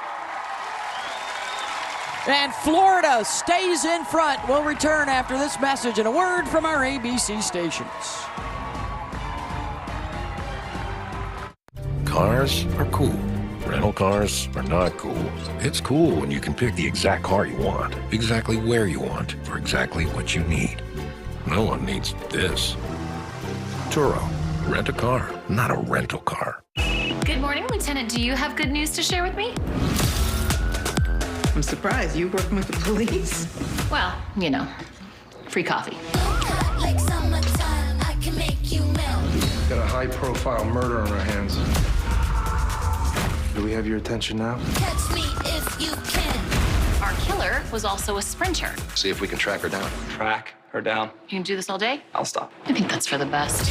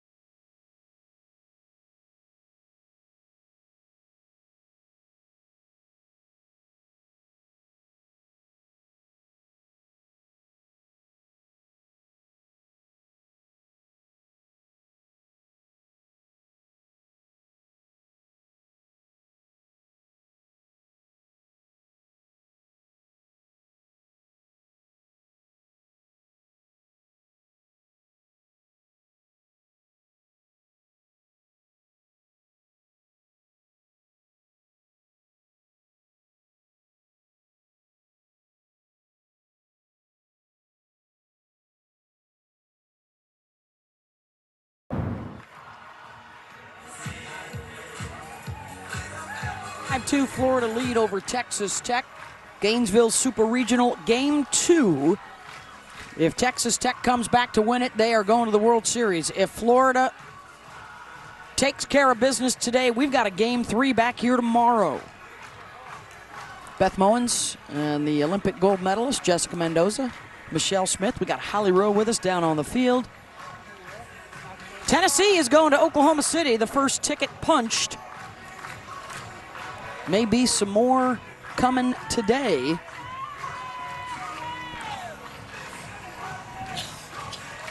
And Jocelyn Erickson, a one-woman wrecking crew today for the Gators. A 2-run home run, an RBI single, and she will lead things off here.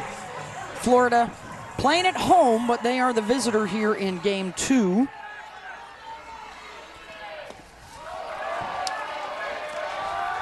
One of the best run producers in Florida history, but it's her first 3 RBI game in a month, and a good time to do it as the senior tries to extend her career. First time she comes up today without Taylor Shoemaker at first base, or on the bases.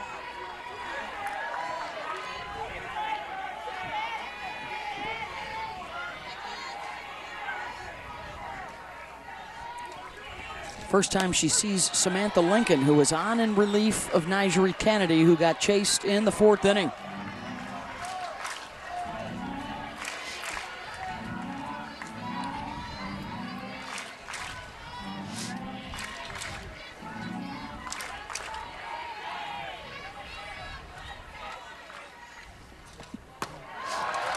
Pretty cool when we talked to her the other day, all the accolades she has. She's got a shot at making the Olympic team in a couple of years. When you asked about her legacy here at Florida, she said, I hope people remember me as being an impactful person. That's awesome. Doing it on and off the field here in Gainesville. And she's just come out with a different attack mode. I mean, she seemed a lot more hesitant against Caitlin Terry. Of course, the lefty that started for Tech yesterday came out against Nyjah. That's who she had prepared for this weekend. You could tell with her aggressiveness and her swings. Has a national championship when she started out her career at Oklahoma. Would love to bookend it with another one at Florida. Well, we talk a lot about her catching skills as well, but she's also an outstanding first baseman. Yes. She's played a lot of first base for the Gators when she's not behind the dish. She's a very talented athlete. Trying to help Florida get to the World Series for the 3rd year in a row. Fouls another one off.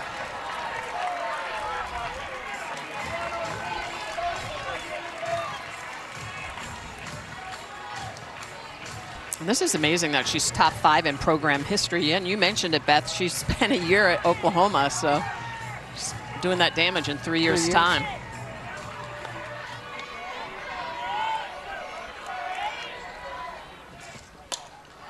Well, it would be impressive if they could do it, considering the heavy losses from their World Series team a year ago due to graduation and transfer, including Mia Williams to Texas Tech.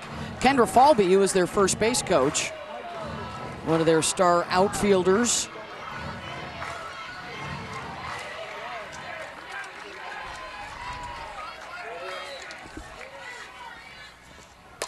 Erickson is seeing a lot of pitches. And how about both lines, too? Every pitch before that was away. She battled it off down the left field line. That one was a changeup. She drove it out of the stadium. Foul. 10th pitch of the AB coming.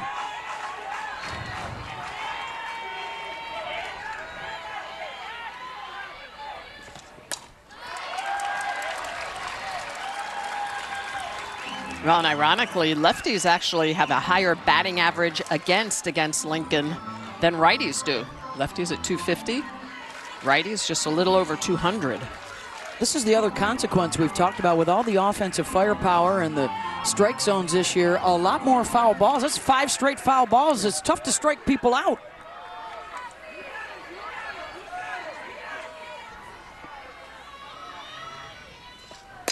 Erickson refuses to go down, and a base hit, her 3rd of the game. Wow. What a great at-bat. Have yourself a day. The senior coming into this one after struggling yesterday. A big home run, her first at bat, back-to-back singles now. But it's the 5 foul balls to get to that pitch. Finally breaks through. Leadoff single.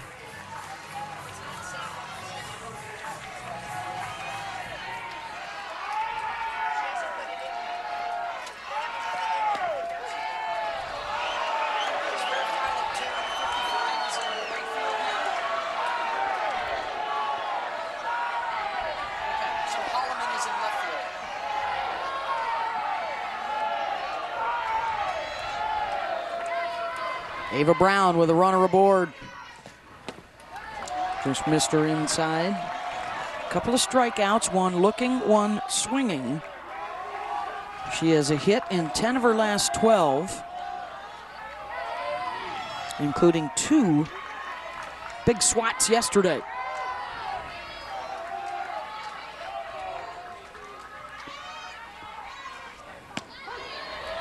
Lincoln in with the change for a strike.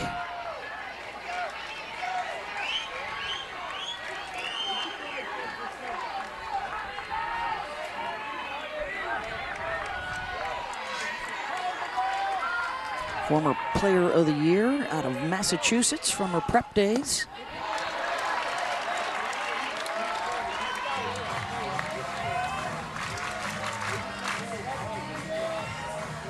A little hotter in Gainesville today than in Taunton, Mass. And she is trying to keep the Gators quiet and keep her Red Raiders close.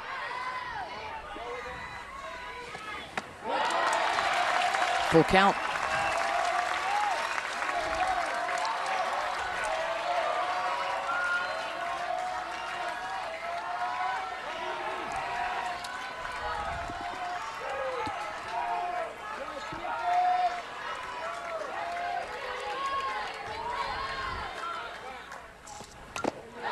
Brown got a piece.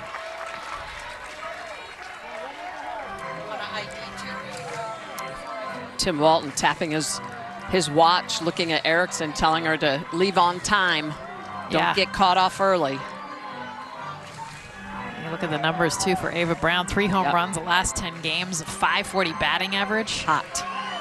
She's their hottest hitter. 2 home runs yesterday.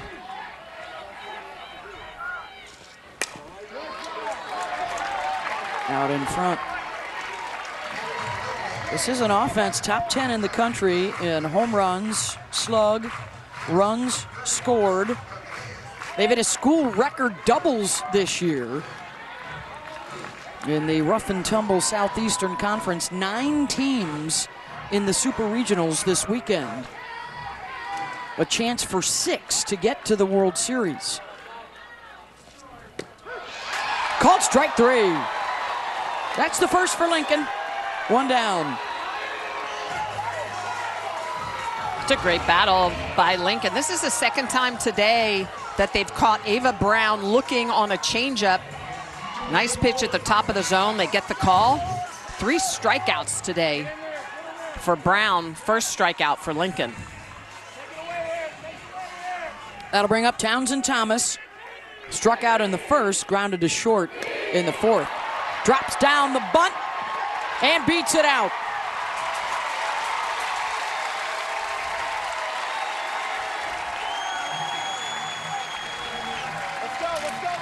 This is where speed's just so much fun because Townsend Thomas, she's got power, she's got extra base hits, and I love how she gets her hand up that barrel and just deadens this ball. Use the legs for the back half, and that is a base hit. 2 here, now in the 5th. Kendall Grover will step in. Check swing, and it goes right back to Lincoln, who flips it over to first. Runners on second and third with 2 out. Shouldn't even think about going after the lead runner. That was a... And when you flip to first as a pitcher, that makes you also think, maybe she doesn't like to throw overhand. That was a long flip. That was a long flip. Effective in getting the out. That's right. And it's Kenley Cahalan singled. Back in the 4th, came around to score. The good sign for the Gators, their big 3, Shoemaker, Erickson, Cahalan, were 0 for 11 in game 1. They all have hits today in game 2.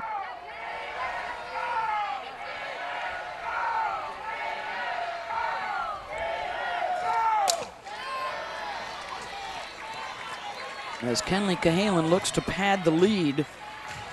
A couple of years at the University of Alabama, now in her 2nd year in Gainesville, and enjoying career numbers and batting average, home runs, runs batted in. Just 21 years of age. She was an early grad out of high school.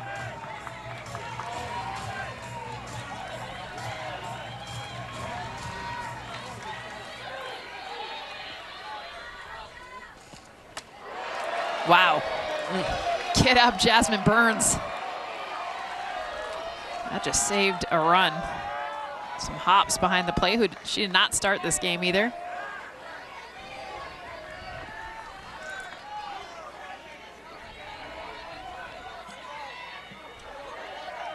One-two pitch from Lincoln.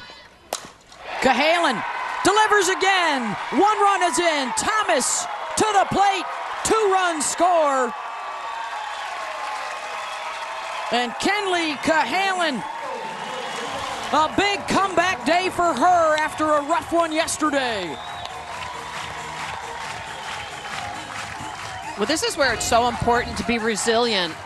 Cahalan battling pitches, is able to get through this ball to on the outer half, but look at the way she gets around it. A changeup, she loops it into right field, puts it on the green, and with the speed on the bases, especially Thomas at second, puts 2 more runs up on the board for Florida. Here comes Madison Walker, a 2-run home run, her last time up, and Cahalan will catch Tech napping on the throw back to the pitcher, and she steals second.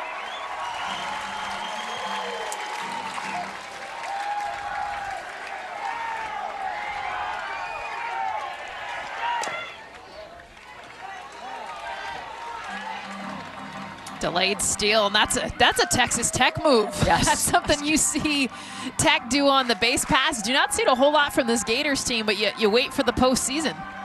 And part of that could be because Lincoln tossed the ball underhand, so they're forcing the hand of Lincoln, maybe not wanting to throw back towards second. Walker fouls that one off. The Gators today batting .500 with 2 outs, and they've scored 4 of their 7.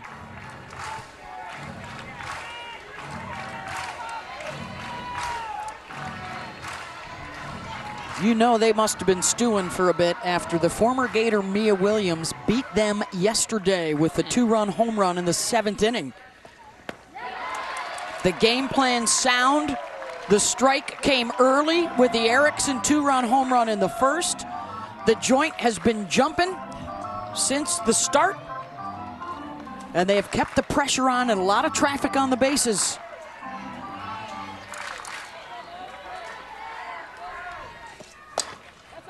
Well, it was a game that they handed to Tech in a lot of ways. I mean, there were multiple errors that cost a lot of runs, a lot of unearned runs. In fact, Rothrock came out of the game with no earned runs she had given up. So the Gators go, hey, we're a better team than what we showed. And by the way, they still scored 8 runs against Caitlin Terry and Nyjah Kennedy. Well, and that's why it's imperative, too, for the Gators to continue to put up more runs, because you know this Texas Tech team can be explosive, especially late in the game. They were yesterday.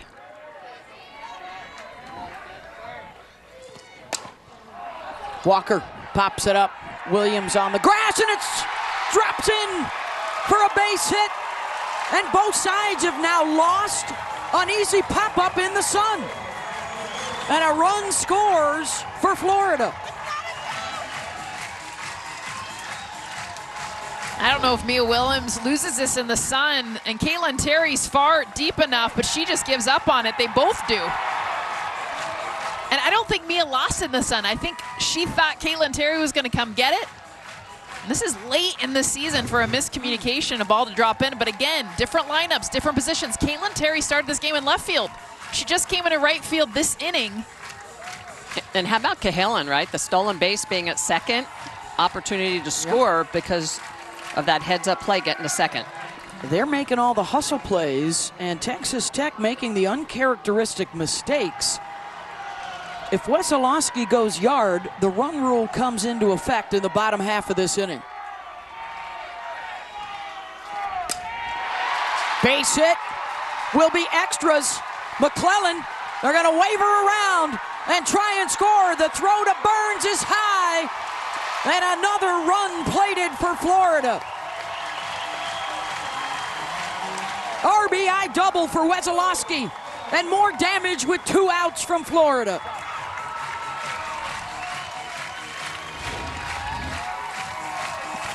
Wesolowski finding the gap into this, and to me it's about the reactions from Florida. Getting another run on the board, and after coming around to score all the way from first base as Tim Walton sends her in. Watch the reacts as she slides home. Gabby Camilla right there in the on-deck circle. This is something they definitely have felt overnight to be able to respond like they are right now. And guys, with the throws that we've seen to the plate from Texas Tech today, Tim Walton does not even have a yellow or a red light at third base. It is all go, because that wasn't even a throw from the outfield. That was a throw from short on the cutoff.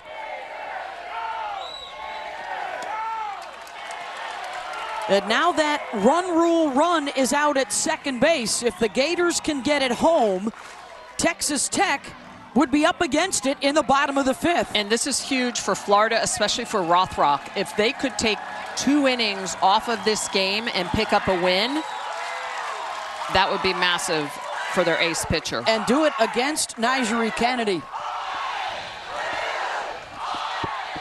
Let's send it down to Holly Rowe. Holly? Well, guys, I checked in before the game with Jerry Glasgow of Texas Tech about his plan for his pitchers today. We saw Caitlin Terry start the game yesterday. Nyjah Kennedy came in relief. Nyjah started today, but he does not want to bring Caitlin Terry into this game to pitch if he can help it. He wants to try to save her for tomorrow. So don't be shocked if we see Nyjah Kennedy come back in this game. Sam Lincoln was the backup plan today. She was always coming in second.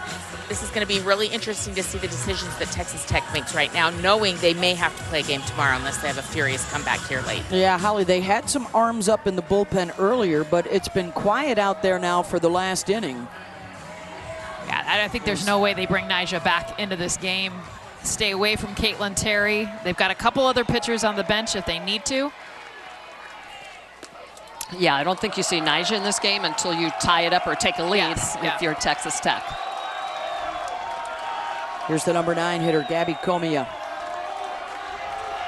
The 2-out rally for Florida and a 4-run 5th inning. Draws the walk, and here comes the top of the order. And Taylor Shoemaker.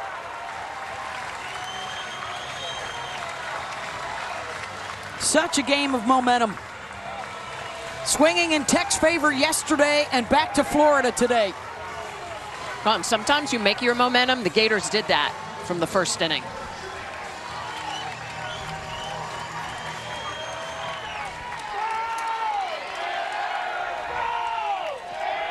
"16 runs in the last 8 innings for Florida." Wow. Off of Texas Tech pitching.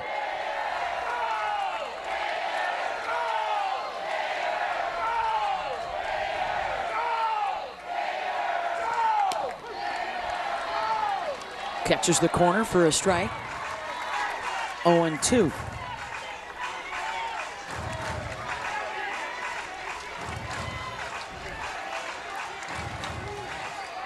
Nyjah is back up in the bullpen.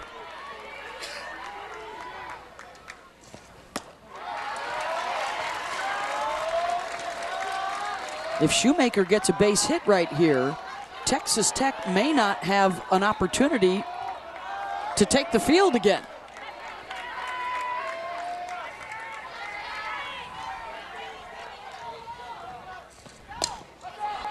A trickler to third, and everybody's going to be safe. Bases loaded for the home run hitting Jocelyn Erickson.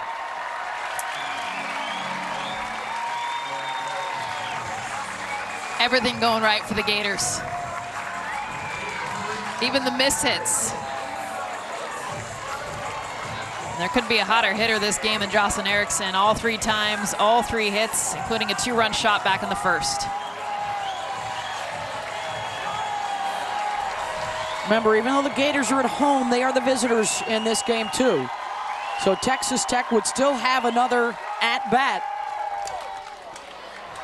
if Erickson can get at least 1 run in.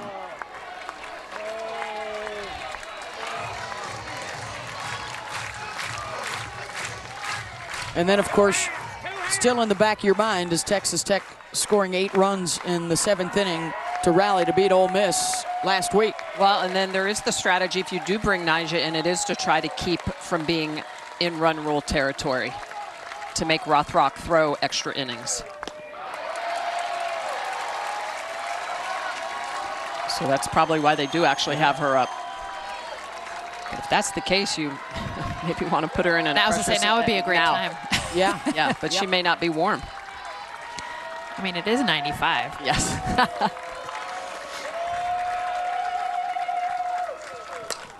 Erickson pops it up. And that will end the inning. 9-2 Gators. And a must-win game 2 for them. As a director, I like to be in control, but plaques from psoriasis kept getting in the way. Now with Bimzelx, I'm back to clearer skin. Only Bimzelx targets and blocks IL-17A plus F to calm inflammation. Most people got 100% clear skin, some after the first dose.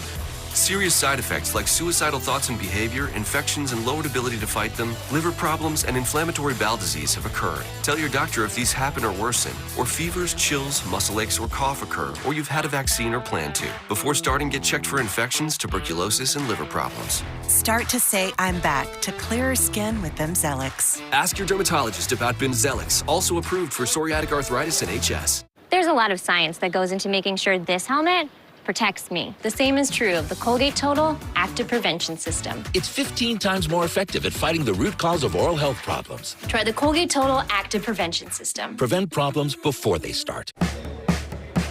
The original. The first. A light beer brewed to taste like beer. There's nothing like it. Legendary taste, only 96 calories. It's Miller time.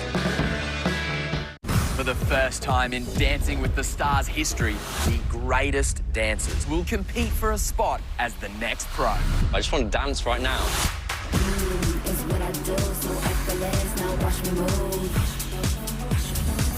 It would mean the world to win the show. I want to light it up. This summer, who's got what it takes to be a Dancing with the Stars pro? Let the fiercest dance battle begin. Matt Chick here in the studio to let you know that if you're looking for the Birmingham-Columbus game, it's on your right-hand side. It's on ESPN News in the UFL. Birmingham with the lead. We will bring it over to ABC when we are done with this super regional game between Florida and Texas Tech. Beth?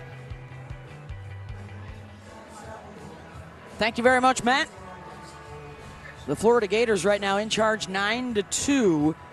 Game 1, 9 hits, 4 homers, and they are doing well at the plate again in Game 2. 13 runs scored with 2 outs. And after Texas Tech took Game 1 yesterday, Florida trying to even the series and force a Game 3 tomorrow. Congratulations to Oklahoma. The Sooners have beaten Mississippi State to even up their series, so they will play a Game 3 tomorrow. The SEC would be sending another team to the World Series, the winner of that one. Tennessee is already there. Well, they're figuratively. They're not actually there yet, but they are going there. They were a national semifinalist last year, led by a fabulous pitching staff. #1 in the country. Mm-hmm. Taylor Pannell was a member of those Lady Vols last year. One of the 3 transfers that was on a World Series team, picking up All-America honors a year ago, and left those schools to come to Lubbock. Pannell, Terry, and Davis due up.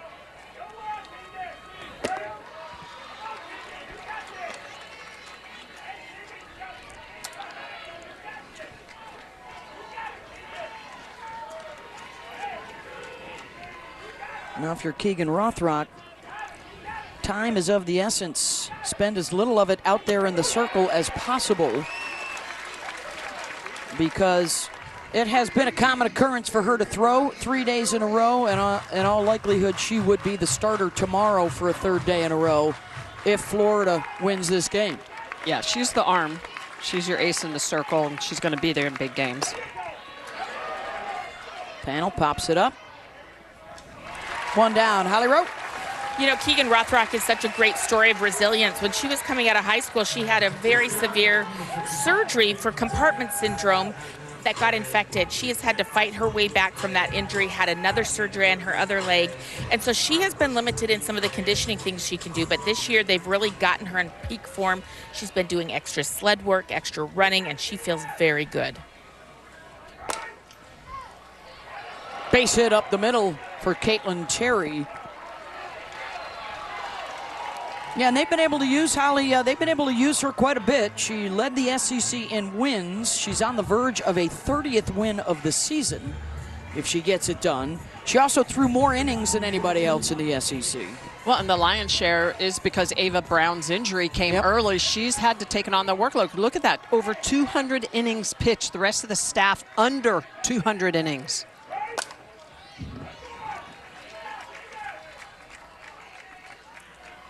Well, and that's why them not getting the run rule was so big, because obviously if the Gators hold on to this, Keegan Rothrock will be the starter tomorrow, and you can see even as this game progresses that the stuff doesn't have the same bite. I mean, just so much work that Keegan has had to do in this entire season and this weekend. 74 pitches yesterday. It's possible it's another hour out here in the heat, and maybe another 40 pitches if Texas Tech can keep extending this or make another stunning comeback. Gators left the bases loaded last inning when they had a chance for an 8-run lead. And the hardest thing is you're allowing this Tech team to see her now, you know, 5-6 times through, and then going into tomorrow, all these looks Maya Davis is getting against Rothrock. She already had 2 hits against her in this one.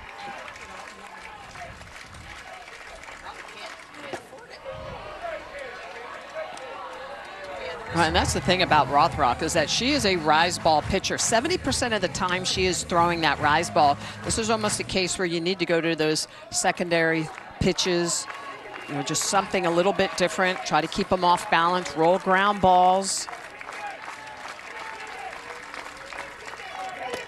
Wow. Swing and a miss.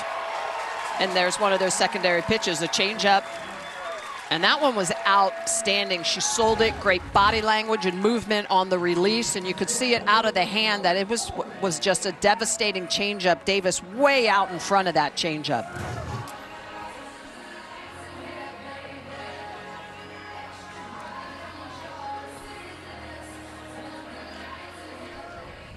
Two down, it's Lauren Allred.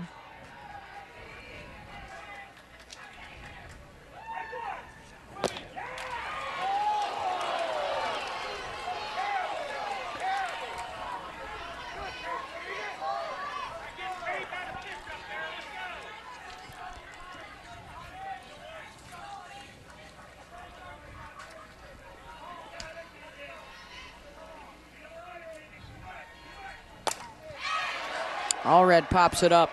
Erickson, everybody looking around, and the Gators are going to smartly let that bounce foul. There is a significant issue with the sun this afternoon. These infield pop-ups have been an experience. Yeah, you've got to practice going after these, and not with your glove, but your hand up. So you're throwing hand up to be able to try to make and communicating or catching over your shoulder. But in that case, like, no one's losing in the sun. No. Like, you look at that replay, everyone's looking at each other. They're not even looking up. No one wanted that. Someone has to take control, and it can't be her. It cannot be your catcher. It's definitely got to be Erickson. Well, and Erickson at first. Yeah, they just made a switch. She was behind the plate.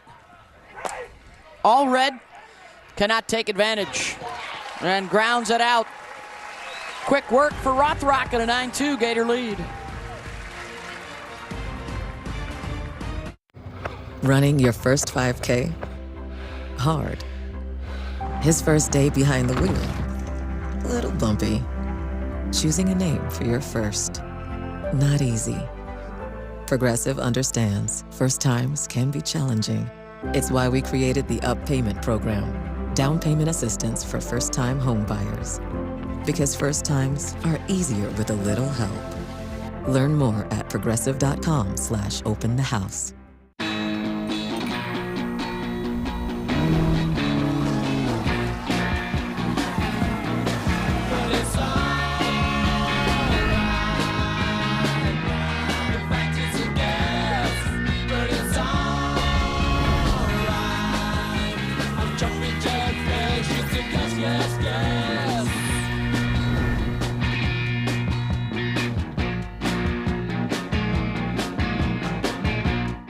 Star Wars, The Mandalorian, and Grogu. Rated PG-13. Now playing in theaters.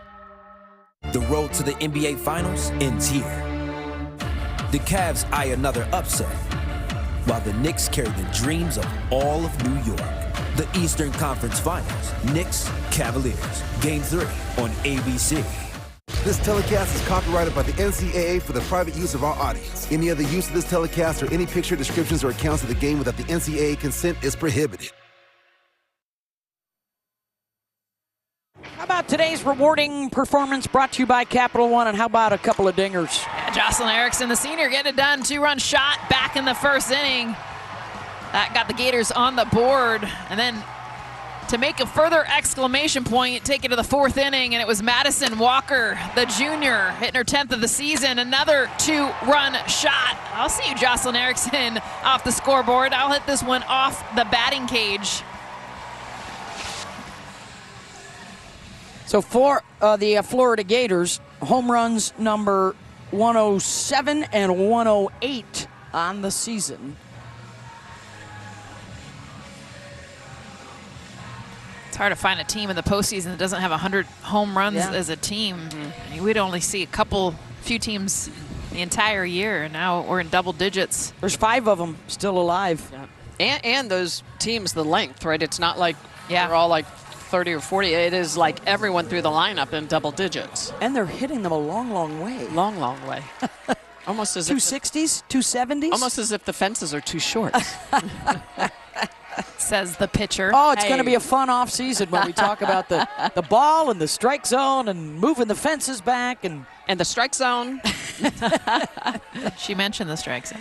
Did I say strike zone? Ava Brown stepping into the batter's box. That's been good today. I think Marty Abazishan's done a good job controlling the game. Shout out to Marty and Paul Eds and J.C. Bartley and Dustin Douglas today. The men in blue. 3, 4, and 5 coming up for Florida. Ava Brown has struck out 3 times. She'll put this one in play, and Tony will sling it over for out number 1.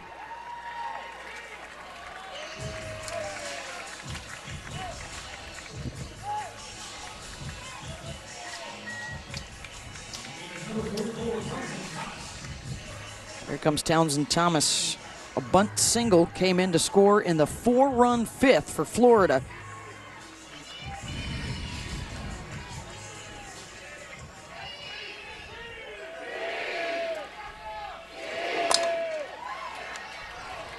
Good backhand by Williams, 2 down. Hey, the NBA Eastern Conference Finals continue with Game 3 coming up tonight on ABC. The New York Knickerbockers up 2-0 on the Cleveland Cavaliers. Coverage begins with NBA tip-off at 7:30. That's also available on your ESPN app. Speaking of said ESPN app, and ESPN and ESPN2 got softball for you all afternoon and all evening. Number 1 seed Alabama is underway. They are scoreless early at the Rhodes House against LSU. If the Tide win today, they go back to the Women's College World Series. Oklahoma has already forced a Game 3 with Mississippi State. Nebraska looking to get back to the World Series. The Arkansas Razorbacks, will they be calling the Hogs from Hall of Fame Stadium for the first time in school history? They are 1 win away.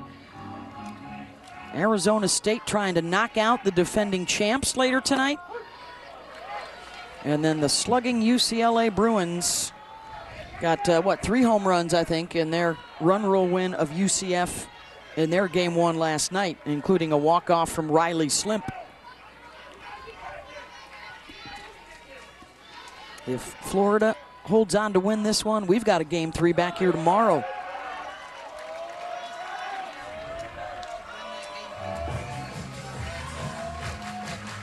I just think there's a lot of parity this year.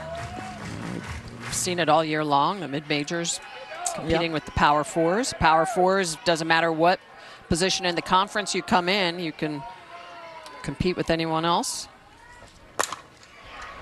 Ground ball to short. And it's 1-2-3 for Lincoln. We'll return after this message and a word from our ABC stations.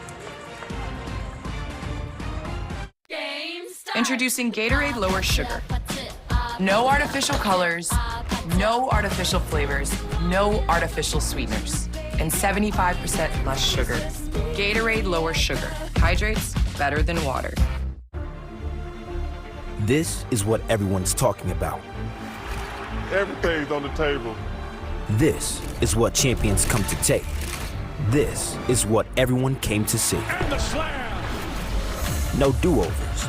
No second chances. No more Mr. Nice Guy. This is winner take all. And it's all happening now on the home of the NBA Finals. Don't miss it. June 3rd on ABC and the ESPN app. So today,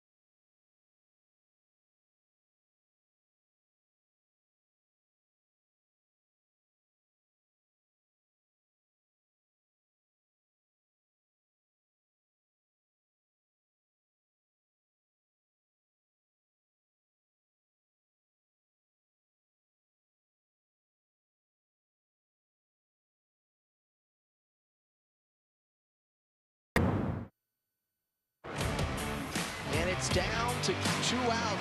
She sends that one flying. It's out of here! Can you believe it?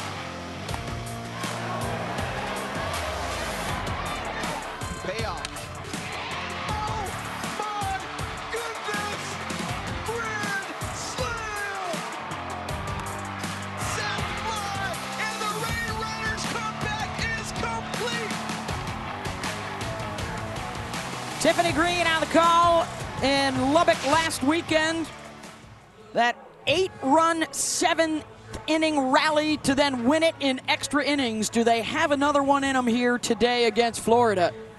They are down 9-2, and they have 6 outs to work with. Otherwise, we've got a Game 3 tomorrow right back here in Gainesville. Nigeri Kennedy, the starter today, and did not get through 4 innings. Florida got after her. And they got to the Texas Tech bullpen. And her postseason struggles continue after some shaky outings last week. And at the Big 12 tournament. Wow, back-to-back outstanding changeups from Rothrock.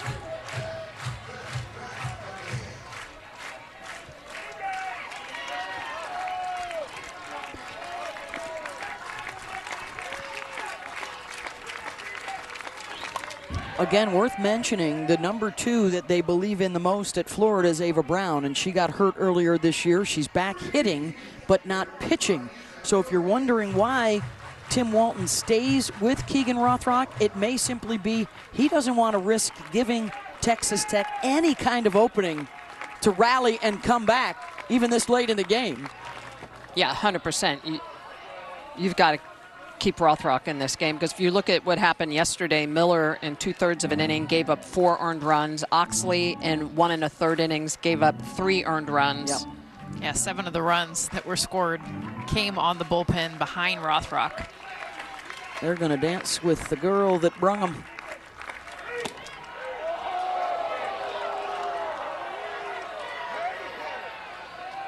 Two and 2. Talani Quiroga, it's 8-9 and then the top.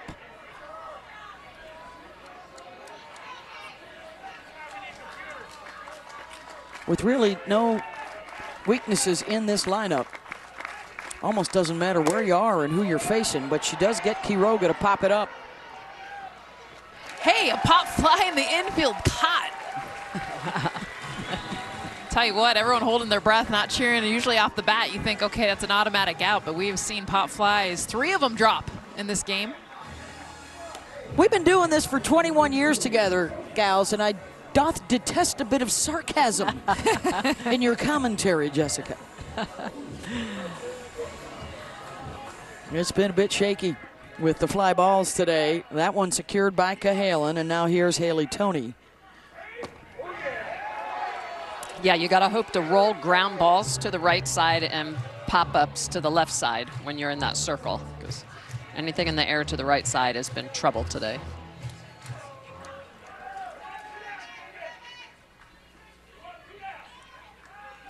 Toney 0 for 1, hit by a pitch, came in to score in the 3rd. It was a 1-run 3rd and then a 1-run 4th inning for Texas Tech. They have scored 10+ runs in all of their NCAA tournament games thus far.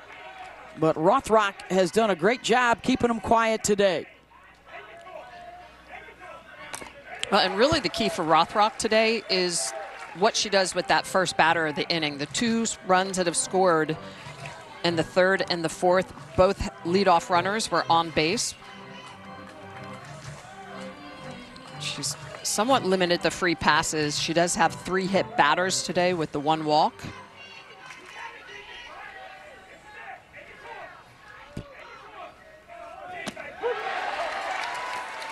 Two and 2. The former Gator Mia Williams on deck. And back to the top of the order.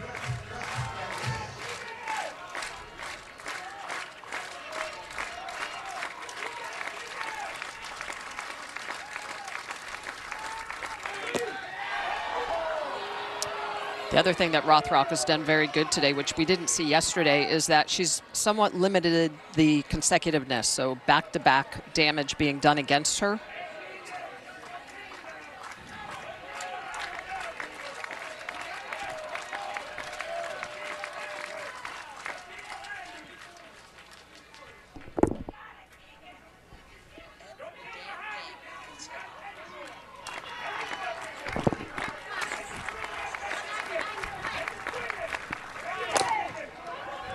Into the ground. Who's covering first? And it is Comia, the all-SEC defensive team second baseman. 2 down. That is just great communication between the two. You have to remember, Erickson started out this game as catcher, so she's going to go get this ball because she knows that Comia is going to be there. That is trust, understanding each other on the right side of the infield. She's blind on the toss. I mean, because she's left-handed, she can't see Comia, and she tosses it knowing she's going to be there. 2 down, and here's Williams, a ground out and 2 hit by pitches.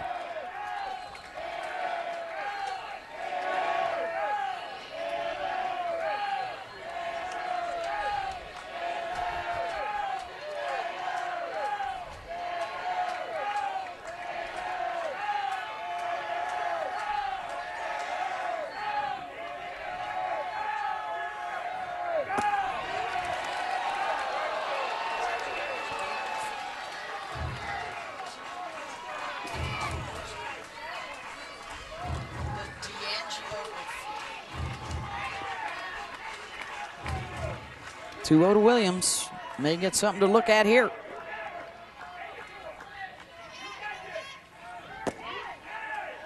Three 3-0.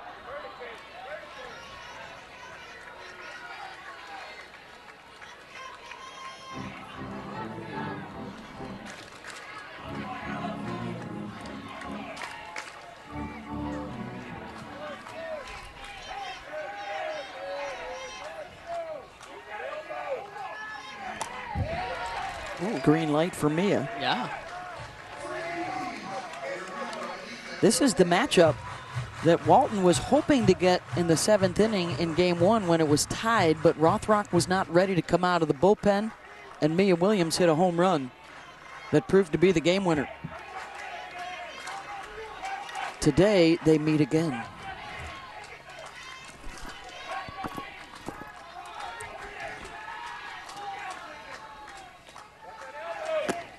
Ball 4.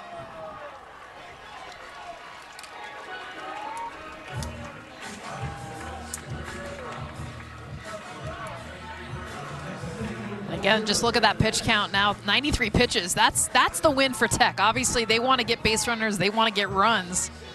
It's always a possibility to come back and score a lot. But ultimately, if you're going to go 3 games, you want that pitch count to just keep going up for Rothrock. This is the 7th time in the 2 games Williams has been on base. Hit and run there with Jackie Liss. And Mia Williams, by the way, the only player in the country with 20 home runs and 20-plus stolen bases, that 2020 club. We haven't seen a member since 2024. It's hard to do. Power with speed. Well, she's moved up into the leadoff spot 7th time, just the 7th time this year. Her OPS is over 2,000.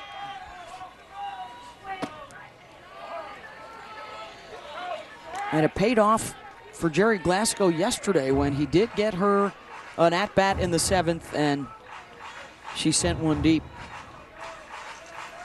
But right now, she's looking at the possibility of having to play a 3rd game tomorrow, back in her old stomping grounds. Here's the 1-1 to Liss.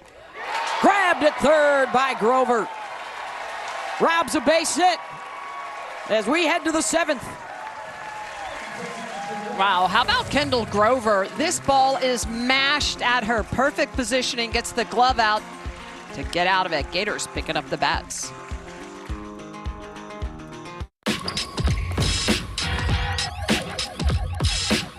With long-lasting battery life, play never runs out of power. The Dell XPS. There's salad. There's bread. And if you want the perfect bite in every bite, Try the all-new Salad Stuffers. Take any Panera salad you're craving and stuff it. Stuff it, stuff it, stuff it. The all-new Salad Stuffers at Panera. When you're driving to the biggest sporting event in the world, how you get there matters. Turo, rent a car, not a rental car. When it was time to add my son to our car insurance, I was scared to even think about my wallet.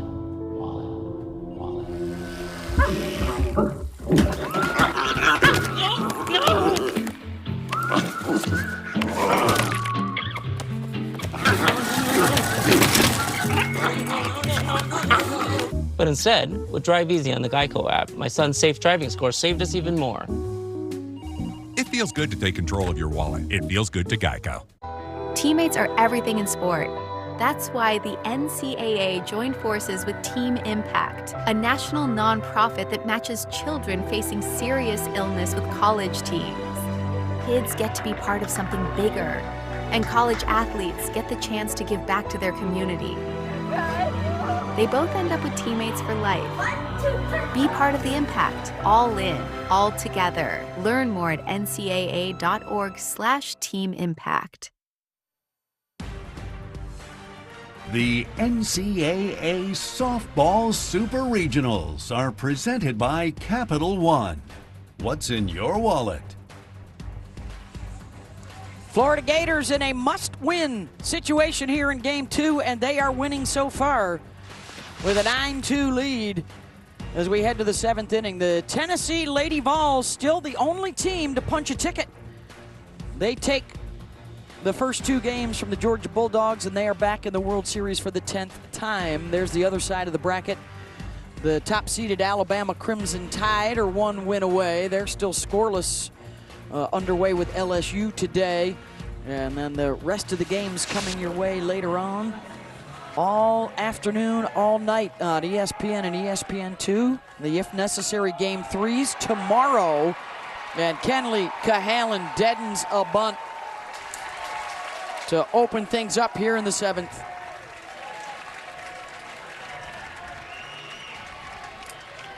Her 3rd hit of the day after going 0 for yesterday. Just showing off all the skills.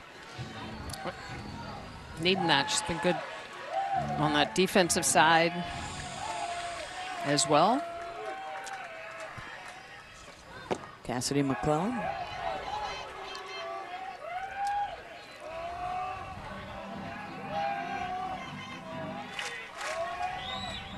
McClellan, who came in the defensive replacement for Madison Walker, getting her first at bat.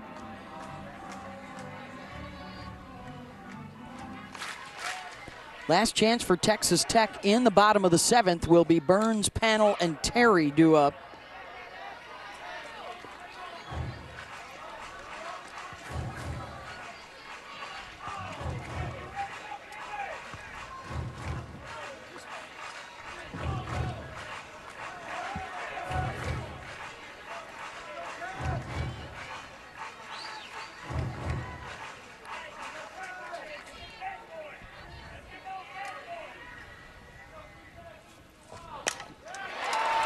Another bunt laid down, and she'll be safe at first. Cahalan over to 3rd, and are they going to say runner interference here? And bring the runner that's on 3rd all the way back to first base. That's what hurts the most. See if McClellan is inside the baseline on the throw down, or is she in foul territory where she's supposed to be? No, yeah, she is in that. In. And this is hard because you're out front of the plate, but you have to get back over to that right side, especially with the double first base. She does hit that orange bag. She was out of the base path as she was running down. It's just a question of when she gets back into it.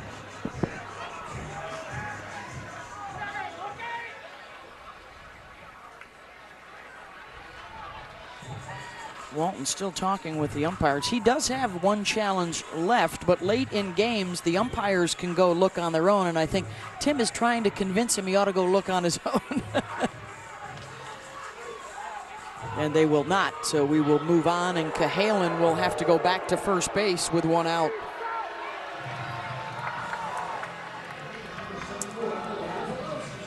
Good job by the umpires there. They got that one right, and here's Wesolowski. RBI double in the 5th.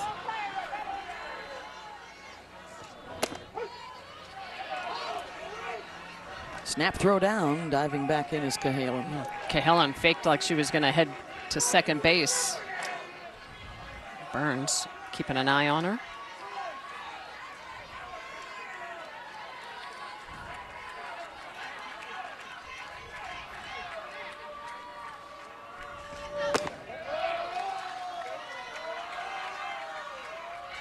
And Cahalan's going to try another delayed steal, and she is safe at second. It's the second time she has done that to Lincoln and Burns. Well, they're doing it to Lincoln because Lincoln is not comfortable throwing overhand. And so watch, she knows she's going. Look at her, she's faking. She's like, I'm going to, and then as soon as she goes, she's forcing Lincoln's hand to be able to throw to Tony. And so exploiting that weakness. In that case, Jasmine Burns might just have to throw down to second base if Lincoln is hesitant to do so. Just a 3rd stolen base on the season. 2 on the season and now 2 today. Yes.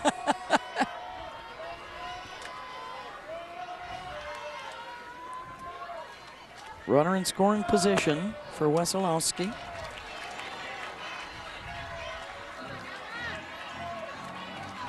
As it stands right now,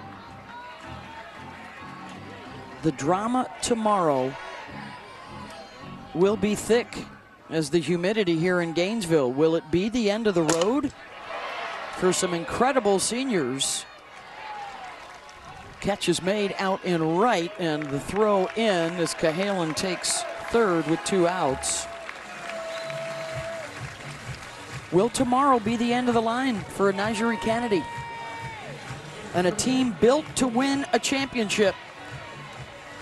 Will they be able to fight through it and get back to Oklahoma City for the 2nd year in a row? They still have 3 outs to play with today.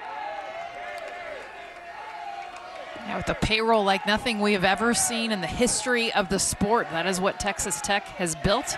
And they built it for one reason, is to win a national championship, but they got to get to OKC first. Gators trying to prevent that from happening.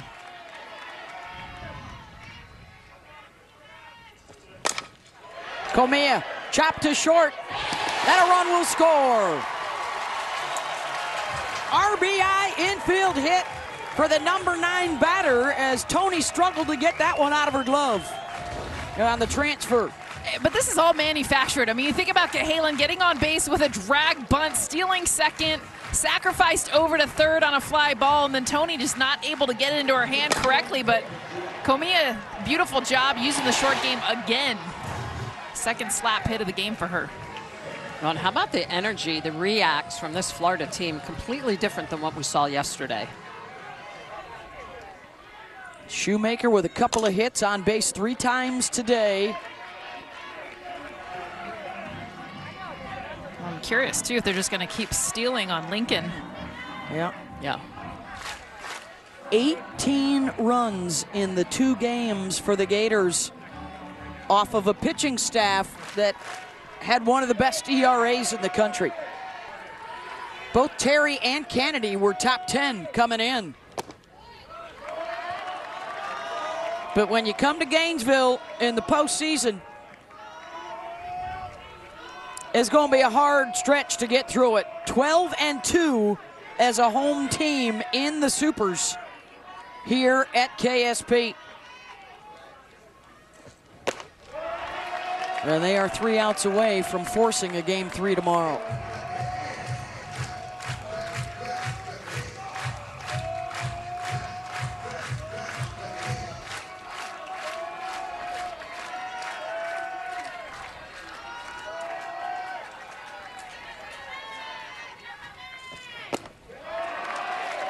Shoemaker doesn't reach.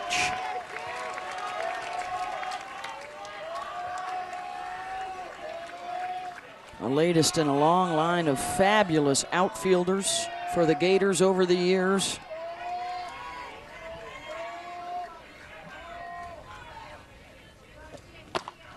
like Michelle Moultrie and Kirsty Merritt, Amanda Lorenz, Kendra Falby, Francesca Anea, who's on staff with the Gators as well. We asked Tim Walton if we should call Florida lead off you, and he said, how about outfielder you? And he's got a good point. Ball forward to Shoemaker.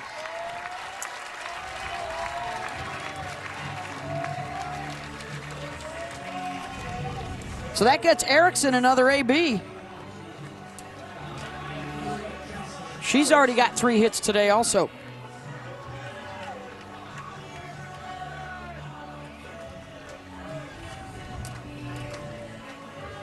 And there has not been any activity in the bullpen of late for Texas Tech. There was plenty of activity earlier. I don't know if they still have a warm arm available.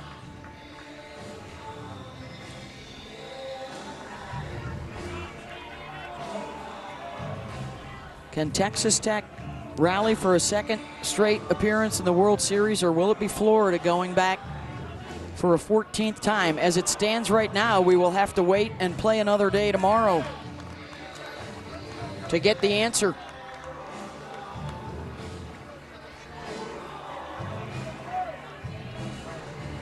What will the mindset be for Caitlin Terry and Nigeri Kennedy? They've both been chased in the first 2 games. How much gas left in the tank for Keegan Rothrock, who may have to start in 95-degree heat for the 3rd day in a row for the Gators? And there's all those hitters, Jess, just waiting, just waiting. I think there isn't a hitter in this lineup for either team that hasn't had some moment. Yesterday for Texas Tech, actually both sides. I mean, 18 runs between the 2 teams. 12 today. It is a good year to be in the box. Not quite as much in the circle. You just have to be resilient. You can't be afraid to use your, again, all your pitches. Somewhere out there, Debbie Doom is just shaking her head. Just shaking her head. Where are the days of 1-0? Well, they're at Knoxville, Tennessee, actually. Yeah. Well, it is interesting because both staffs here are primarily the same. The rise ball, changeup type pitchers, a little bit of screwball, curveball. Where's the drop ball? Erickson doesn't get enough of that one. On the run, Davis, a long way to go, all the way over into left field to make the catch. Last chance coming up for Tech. Otherwise, we've got a game 3 tomorrow. We're earning unlimited 3% cash back on dining and entertainment with the Capital One Saver card. Let's just get one of everything. Everything. Fire everything! The Capital One Saver card is at table 27, and they're earning unlimited 3% cash back. Yes, chef! This is so nice. 3% cash back on chicken. Yes, chef! 3% cash back on risotto. Yes, chef! Where's my fish? Here, chef! Had a feeling you want to earn 3% cash back on dessert. Sorry, chef! What's in your wallet? You know who puts in the work like you, Caitlin? State Farm. They help you get coverage that fits your life and budget. That guy puts in the work, too. Yeah, I know. Gary and I are real tight. It's Greg. Oh. Have you tried the new Chick-fil-A Jalapeno Ranch Club? Did you say ranch? I need a little ranch. Ranch, come on, meet me at the ranch. Ranch, I wanna let my boots down low. Candied bacon. A buttermilk ranch bun. With a jalapeno kick. Introducing the Jalapeno Ranch Club. It's Chick-fil-A chicken, all ranched up. Keegan Rothrock has been outstanding for the Gators in this must-win game. Junior getting it done at the top of the zone with that rise ball, working a screwball in the outer half, but it's been the changeup that has been so effective. Spinning the ball.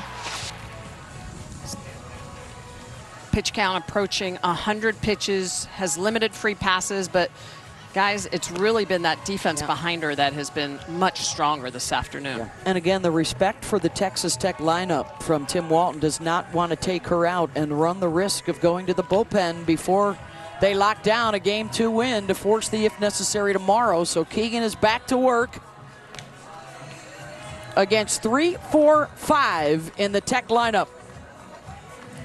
Well, and she did a good job earlier in the game, and you take a look at how successful she has been to be the 4th Gator with multiple 30-plus win seasons, which is incredible. But through the first 5 innings, she did a really good job of just limiting the number of pitches per inning. She only had 1 inning in the 4th where she was above 20 pitches for that inning.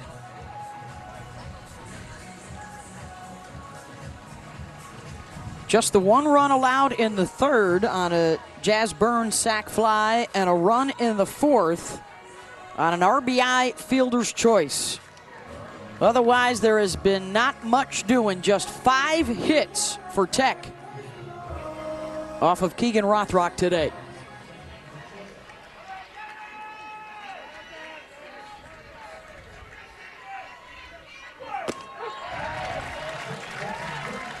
Already today, the Oklahoma Sooners a win over Mississippi State. That forces a Game 3 tomorrow in Norman.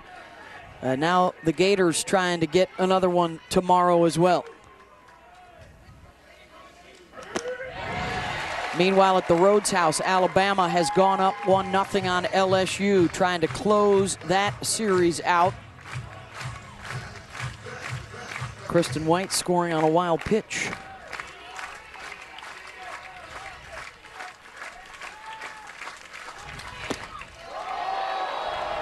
Just missed away, 1-2. Good job by Burns not to chase that pitch out of the zone. That is tough. Pitch prior was the off-speed rise ball.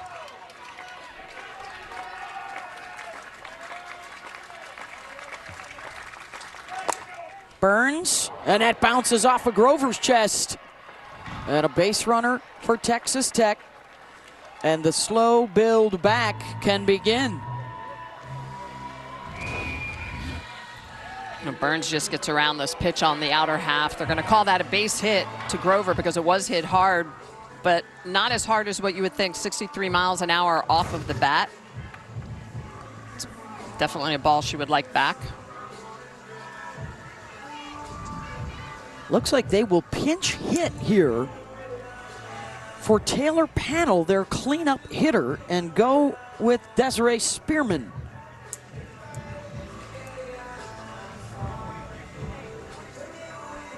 Interesting move, both right-handers. But Pannell was 1 for 3. I think he definitely wants to get Spearman a look at Rothrock. She got in a bat against her yesterday. So you look at between Burns, Pannell, and Terry, who are all up this inning, he picked Pannell. May pay dividends today or tomorrow for Texas Tech. You see Spearman come into almost every Texas Tech game as a pinch hitter. That is her biggest role. She has started as well, plays left field, but lately that has been the role Jerry Glasgow has for her.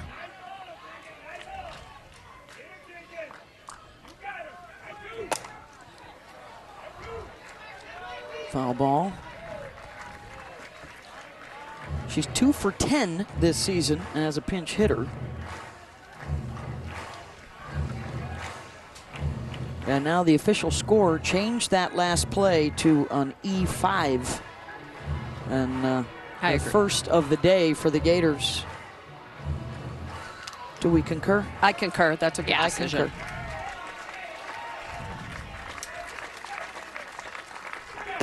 Swing and a miss. Strikeout number 5 for Rothrock, 1 down. The Gators 2 outs away.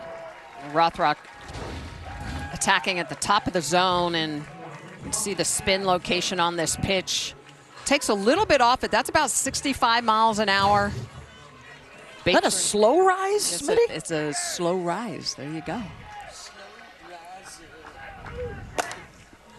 Caitlin Terry fouls one off.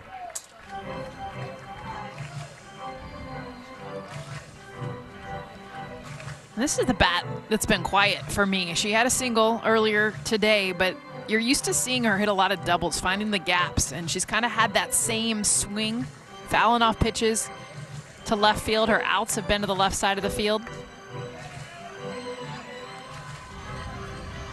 2 for 7 so far in the series.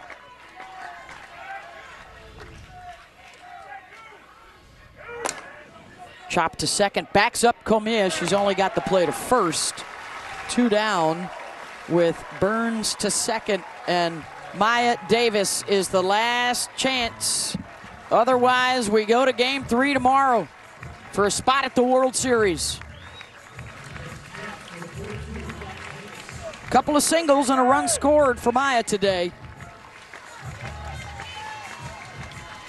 One of 2 active players with 300 hits in their career. Deanna Jennings at Duke, the other. Steps in with that split grip. Senior out of Lovelady, Texas. And the active hits leader and stolen base leader in the country.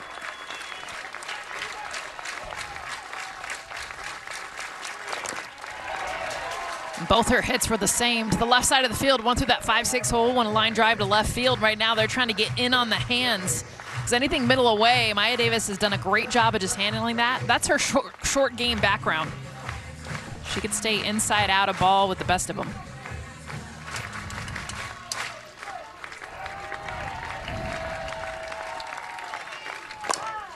Ground ball to second. This could do it for the Gators.